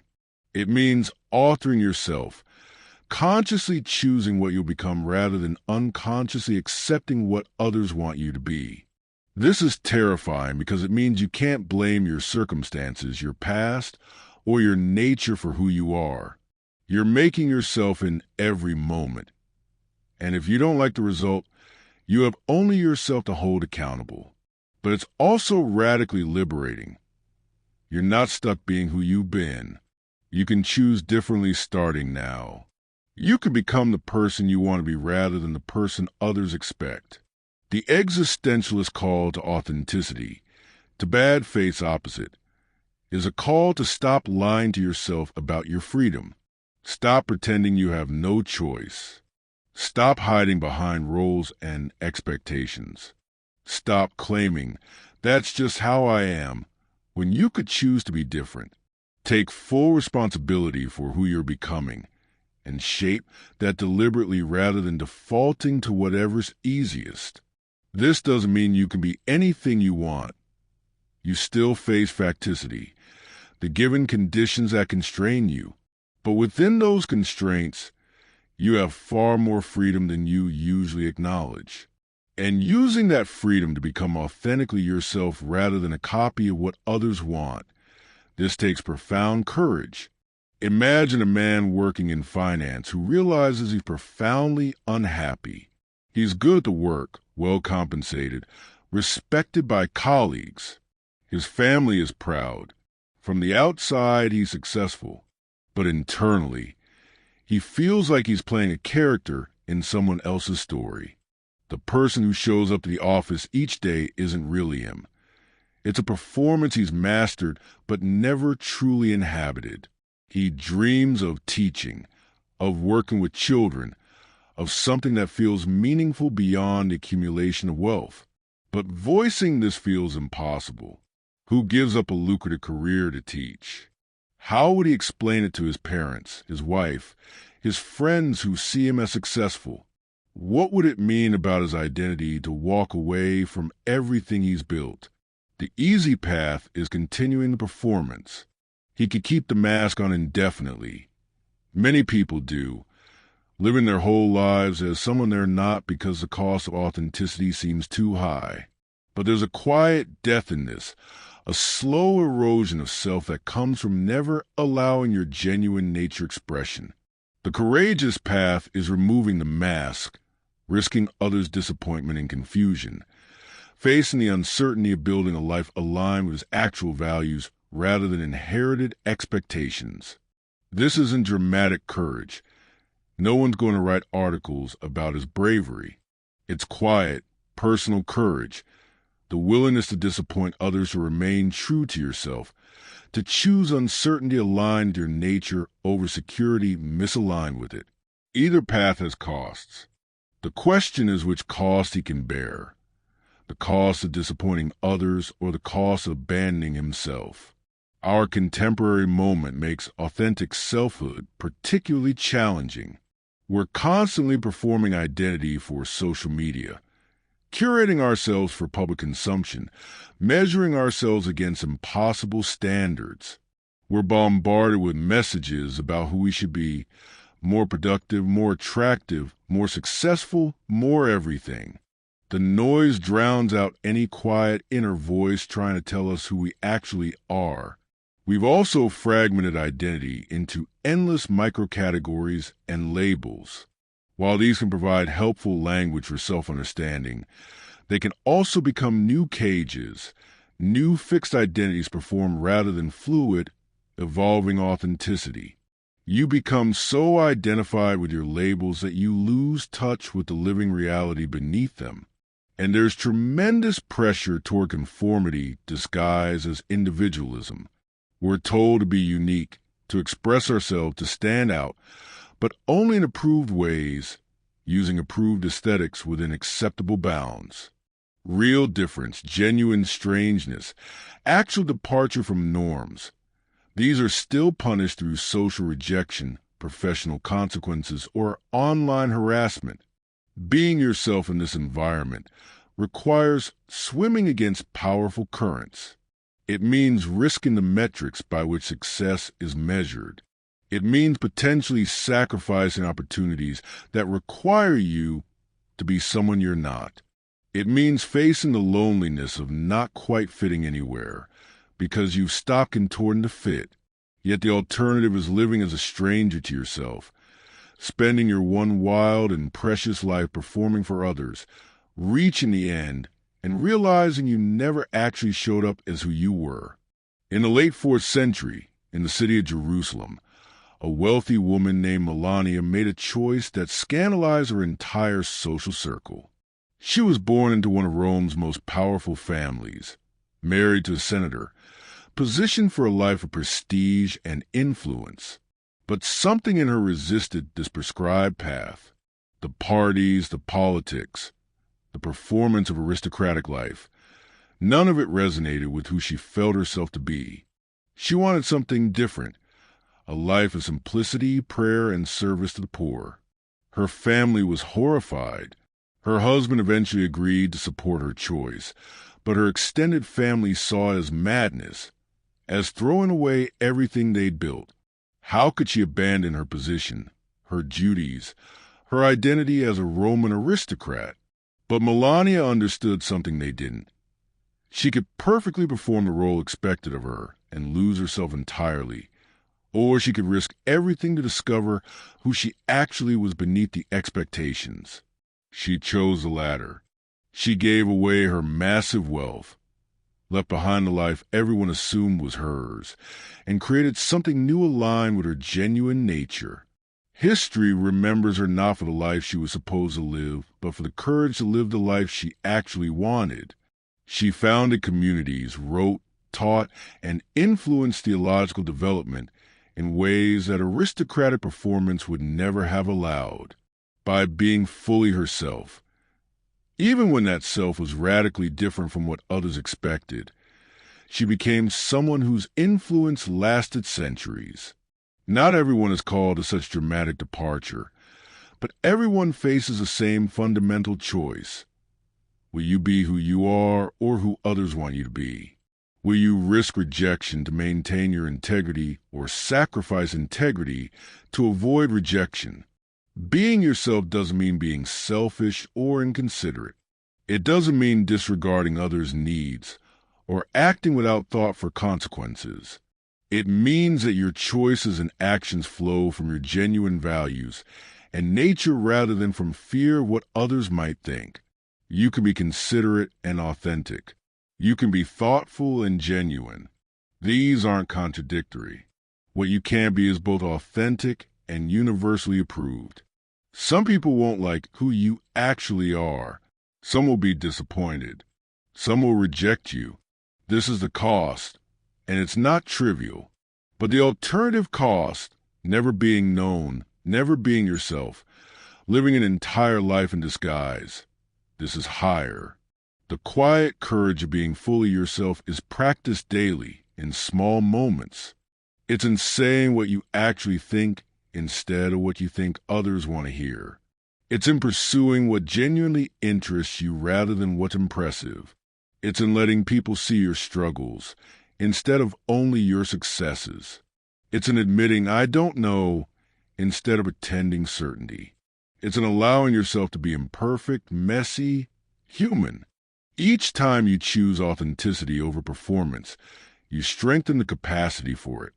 Each time you let someone see the real you and survive their response, whether that response is acceptance or rejection, you prove to yourself that being genuine won't destroy you. Gradually, the performance becomes less necessary. You relax into being simply who you are. And here's the paradox. When you stop trying to be what others want, you often find deeper connection than the performance ever created. People respond to authenticity because it gives them permission to be authentic too. Your willingness to be real invites others into realness. Your courage to be yourself might be what allows someone else to risk being themselves. Rest now in whatever authenticity you've managed today. You don't have to figure out your whole genuine self tonight. You don't have to unmask completely or revolutionize your life before dawn. Just notice, where were you real today? Where did you perform? What would it feel like to bring a little more of your actual self into tomorrow? These questions can wait. For now, be exactly as you are in this moment. Tired, uncertain, perfectly imperfect, human. No performance required. No audience to please. Just you, breathing, existing, enough exactly as you are. Sleep now in the quiet courage of simply being. Tomorrow you can practice showing a little more of that self to the world. But tonight, rest in the privacy of your own authentic being. You are enough. You always have been. Sleep now knowing this. Let's reflect on identity, masks, and the search for authenticity. Who are you when no one is watching? When there's no audience to perform for, no role to fulfill, no expectations to meet, what remains? This question seems simple until you sit with it and realize how much of what you call yourself is actual response to others, adaptation to circumstances, masks worn so long you've forgotten they're masks at all. We are, all of us, wearing masks. Not necessarily in deception, but as necessary navigation through a complex social world. You speak differently to your parents than your friends, to your boss than your partner. You emphasize different aspects of yourself in different contexts. You modulate, adjust, present the version most appropriate to each situation. This isn't dishonesty, it's social intelligence. The reasonable recognition that different relationships call forth different facets of who you are. But somewhere in this necessary multiplicity, many of us lose track of the face beneath the masks. We become so skilled at adaptation that we forget what we're adapting from. We perform so many versions of ourselves that we're no longer sure which, if any, is authentic. And this creates a peculiar vertigo. Who am I really? Is there a real self beneath all these performances? Or am I nothing but the sum of my masks? This question, the search for authentic identity beneath social performance, is one of the defining anxieties of being human. And philosophy offers not easy answers, but frameworks for thinking through the complexity. The Taoist perspective suggests that the search for identity itself might be the problem. The Tao Te Ching speaks of the uncarved block, Pu, as an ideal state. Before you've been carved into a particular shape by society, expectation, and self-concept, you exist as pure potential. The authentic self isn't a fixed identity waiting to be discovered. It's a natural responsiveness that flows freely when you're not trying to be anyone in particular. Think of how children are before they learn self-consciousness. They don't worry about their identity. They don't ask, who am I? They simply respond to the moment with their whole being, joyful when something delights them, curious when something interests them, upset when something bothers them. There's no gap between feeling and expression, no performance, no mask. They're entirely present, entirely natural. Then we teach them to wear masks. We teach them which feelings are acceptable and which must be hidden, which parts of themselves earn approval and which invite rejection. We shape them, carve them, turn the uncarved block into something more socially manageable. This is necessary for civilization, but something is lost, that immediate, unself-conscious authenticity. The Taoist path isn't to return literally to childhood, but to recover something of that natural responsiveness, to become so comfortable with your genuine nature that you stop performing, stop monitoring yourself, stop asking anxiously whether you're being your authentic self. Paradoxically, you find authenticity by stopping the search for it, by allowing yourself to simply be rather than trying to be anyone. The masks fall away not through effort, but through relaxation, through trusting your natural responses rather than constantly second-guessing them. The Stoics approached identity very differently. They made a crucial distinction between what's truly yours, your character, your choices, your inner life, and what's external, your body, your reputation, your social roles. Your authentic identity, from this view, is your rational moral core. Everything else is costume, circumstance, temporary. Epictetus used the metaphor of an actor. You're assigned roles in life, perhaps to be rich or poor, healthy or sick, famous or obscure. These roles aren't you. They're parts you play. Your authentic self is the actor beneath the role, the one who chooses how to perform each part with integrity or without it. This suggests that identity isn't something you discover, but something you create through how you meet circumstances. The masks you wear, parent, professional, friend, these are roles, and you can play them authentically or inauthentically. Authenticity isn't about removing all masks, but about ensuring that how you wear them aligns with your values, that your character remains consistent regardless of which role you're performing. You can be authentically yourself while adapting to different contexts, because the self that's being authentic is deeper than the surface adaptation. It's the integrity with which you meet each situation, the consistency of your character across changing circumstances. The Stoic thus finds peace with multiplicity. You don't have to be the same in every context to be authentic. You just have to ensure that beneath the appropriate adaptation of circumstances, your core remains intact. Your commitment to virtue, your rational self-governance, your moral center. These don't change even as your external presentation adapts. The existentialists took the anxiety about identity and made it central. Sartre argued that you have no fixed essence. You're constantly creating yourself through your choices. Every action is a statement about who you are, and you're entirely responsible for that creation. The search for an authentic self to discover is misguided because there's no pre-existing self-defined. There's only the self you're making through what you choose and do. This is simultaneously liberating and terrifying. Liberating because you're not trapped by your past, by your circumstances, by others' definitions of who you should be. You can always choose differently, become someone new. Terrifying because this means you can't blame anyone else for who you are, can't point to your nature or your upbringing as explanation. You're condemned to freedom, forced to take responsibility for yourself. The masks, from this view, are often ways we hide from this freedom. We say, I'm just this kind of person, or that's not who I am, as if identity were fixed, as if we couldn't choose differently. But these are forms of what Sartre called bad faith, lie to ourselves about our freedom to avoid the anxiety of choosing. Authenticity, existentially, means owning your choices fully, not pretending you had no choice.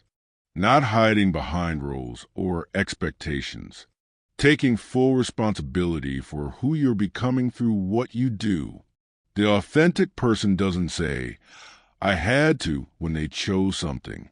They say, I chose this, and I take responsibility for that choice. Consider a woman who spent 20 years building an identity as a successful lawyer. She's known for it, respected for it, defined by it. But now, approaching middle age, she feels hollow. The role that once fit no longer does. But who is she without it? If she's not a lawyer, what is she? The identity she's worn so long feels like a mask, but removing it reveals what? Emptiness? A stranger?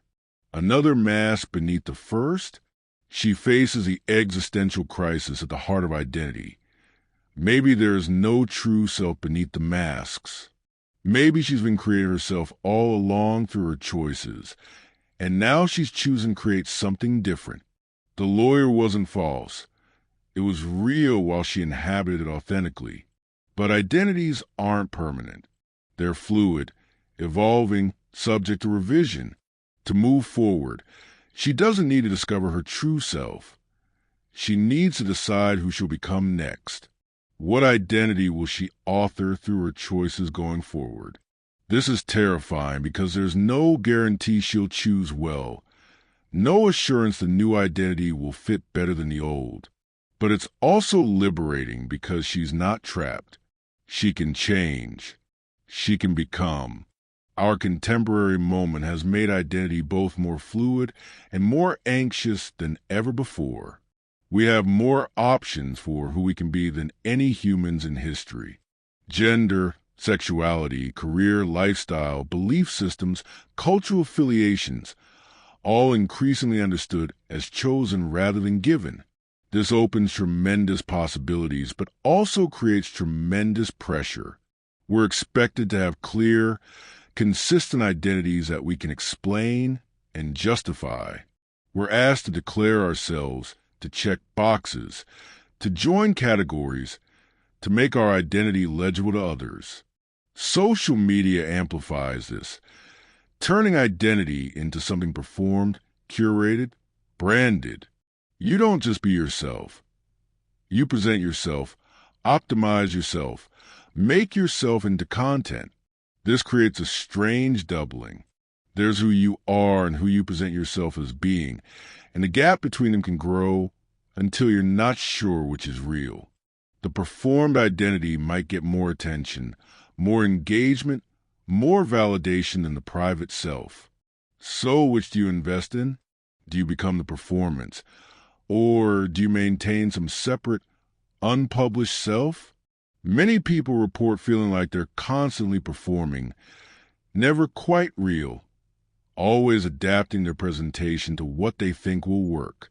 The masks have multiplied and become more sophisticated, and the face beneath, if there ever was one, has been lost in the shuffle.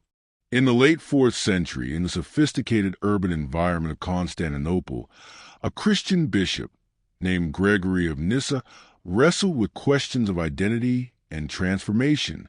He was troubled by how readily people adopted and discarded identities based on social fashion, how the wealthy citizens of the capital seemed to shift their loyalties, beliefs, and self-presentations according to political winds.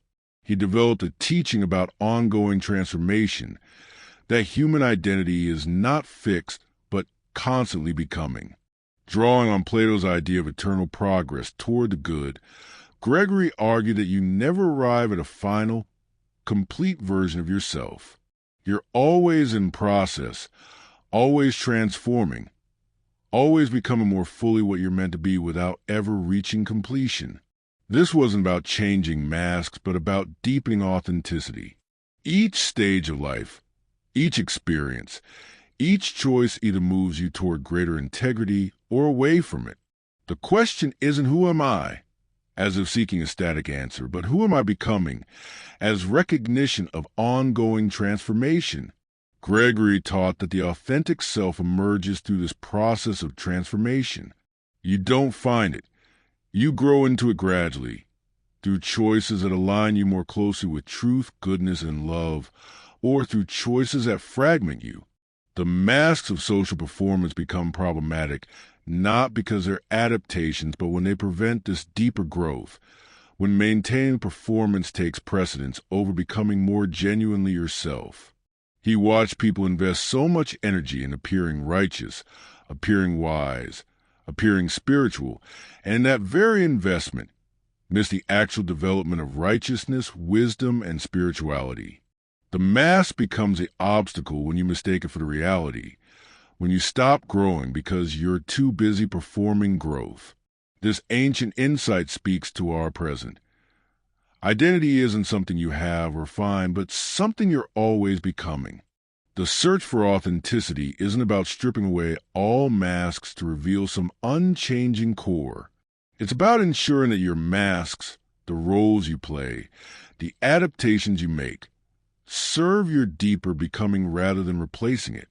You can wear different masks in different contexts and still be authentic if those masks are expressions of your values rather than contradictions of them. A teacher who's patient with students but fierce in defending them from injustice isn't being inconsistent. She's adapting appropriately while maintaining integrity. Her core commitments remain steady even as her behavior changes with circumstances.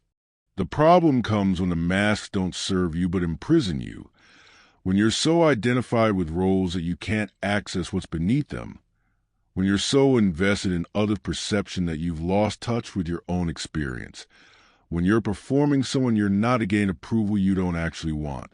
Authenticity, then, isn't about being the same in every situation. It's about ensuring continuity of character and values across different contexts. It's about being able to recognize yourself across your various presentations. It's about letting your masks be tools you use rather than cages you're trapped in. And perhaps most importantly, it's about maintaining a private self that isn't performed, relationships where you can let the masks rest, moments when you're not adapting to anyone's expectations, but simply existing as you are, without this private authenticity, without spaces where performance isn't required. You risk losing touch with the reality beneath the presentation. Rest now in whatever unmasked space this moment offers. You don't have to figure out your true identity tonight. You don't have to reconcile all your various presentations into perfect consistency. Just notice, in this quiet moment, with no one watching, no expectations to meet, no role to perform, how does it feel to simply be? This feeling, however subtle, is worth remembering. It's the ground beneath all your masks, the self that exists whether or not anyone sees it. Tomorrow you'll put the mask back on as needed. This is fine, this is human. But tonight, let yourself rest in the unperformed reality of your existence.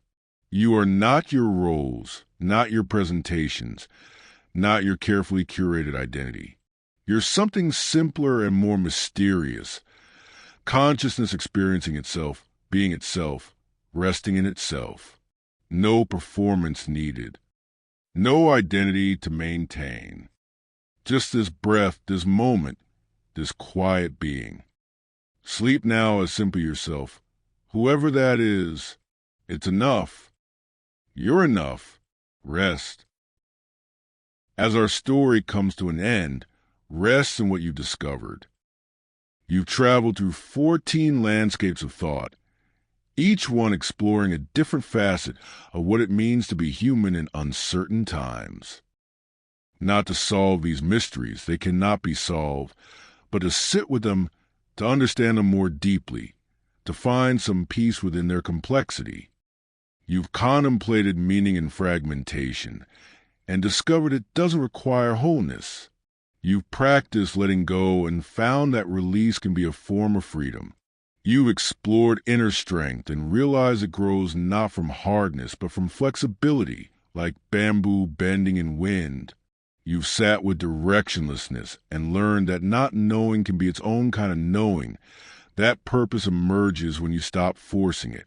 You've found stillness beneath the noise, virtue beneath the clamor, acceptance within impermanence.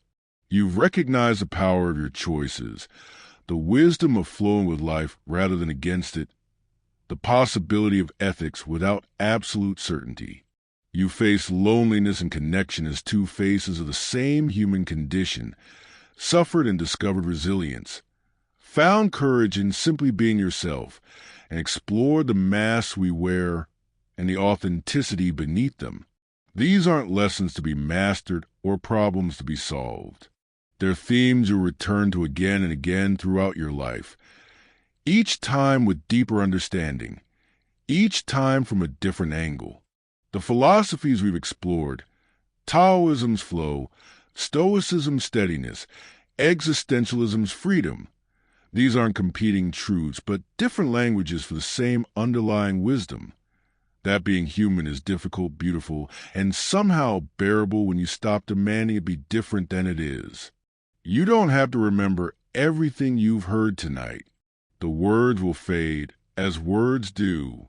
But something deeper might remain, a sense that you're not alone in your struggles, that others have faced these questions before you, that there are ways of thinking about difficulty that make it more manageable, a feeling that maybe, just maybe, you're doing better than you think you are, because you are. You're here, aren't you? Still breathing, still trying, still seeking understanding even when understanding feels impossible. That persistence itself is a kind of quiet heroism. You don't need to be perfect. You don't need to have it all figured out. You just need to continue, one day at a time, meeting each moment as well as you can. The ancient wisdom we've touched upon tonight, from Chinese mountains and Roman streets, from Egyptian deserts and Greek gardens, from thinkers separated by continents and centuries, all of it converges on something simple. Be kind to yourself. Accept what you cannot change. Change what you can. Live with as much integrity and presence as you're capable of in this moment. Let that be enough. Tomorrow will bring its own challenges, its own questions, its own opportunities for growth and stumbling. But tomorrow can wait. Tonight, you've done the work of being present to these ideas, of considering how to live more wisely, of seeking understanding. That's enough. More than enough. Let everything we've explored settle like snow on quiet ground. Let it rest in you without demanding immediate application or perfect understanding. You planted seeds tonight. Some will grow in their own time. Others will lie dormant until you need them. Trust that something here will serve you when the moment comes, even if you can't name it now. And now, let yourself be carried into sleep by this final thought. You are part of an ancient conversation about what it means to be human. Every person who has ever lived has faced the questions we've explored tonight. You're not alone in your uncertainty, your struggle, your search for meaning. You're connected across time and space to everyone who has ever asked, "How should I live?" and then try to answer through the way they showed up each day. Rest now in that vast company. Sleep in the knowledge that being human is complicated. Yes, but also that countless others have navigated this complexity, and so will you. The path continues tomorrow, but tonight you can simply rest. You've traveled far enough. You've thought deeply enough. You've done enough. Close your eyes now and let the questions fall away. Let the philosophies dissolve into simple breath. Let all the words fade into the quiet from which they came. You don't need answers tonight. You just need rest. And rest is here, patient and welcoming, waiting for you to stop trying and simply be. Sleep well, fellow traveler. The journey continues tomorrow, but for now, you've arrived exactly where you need to be. Right here, right now, at peace, at rest, at understanding. Sleep now. Good night.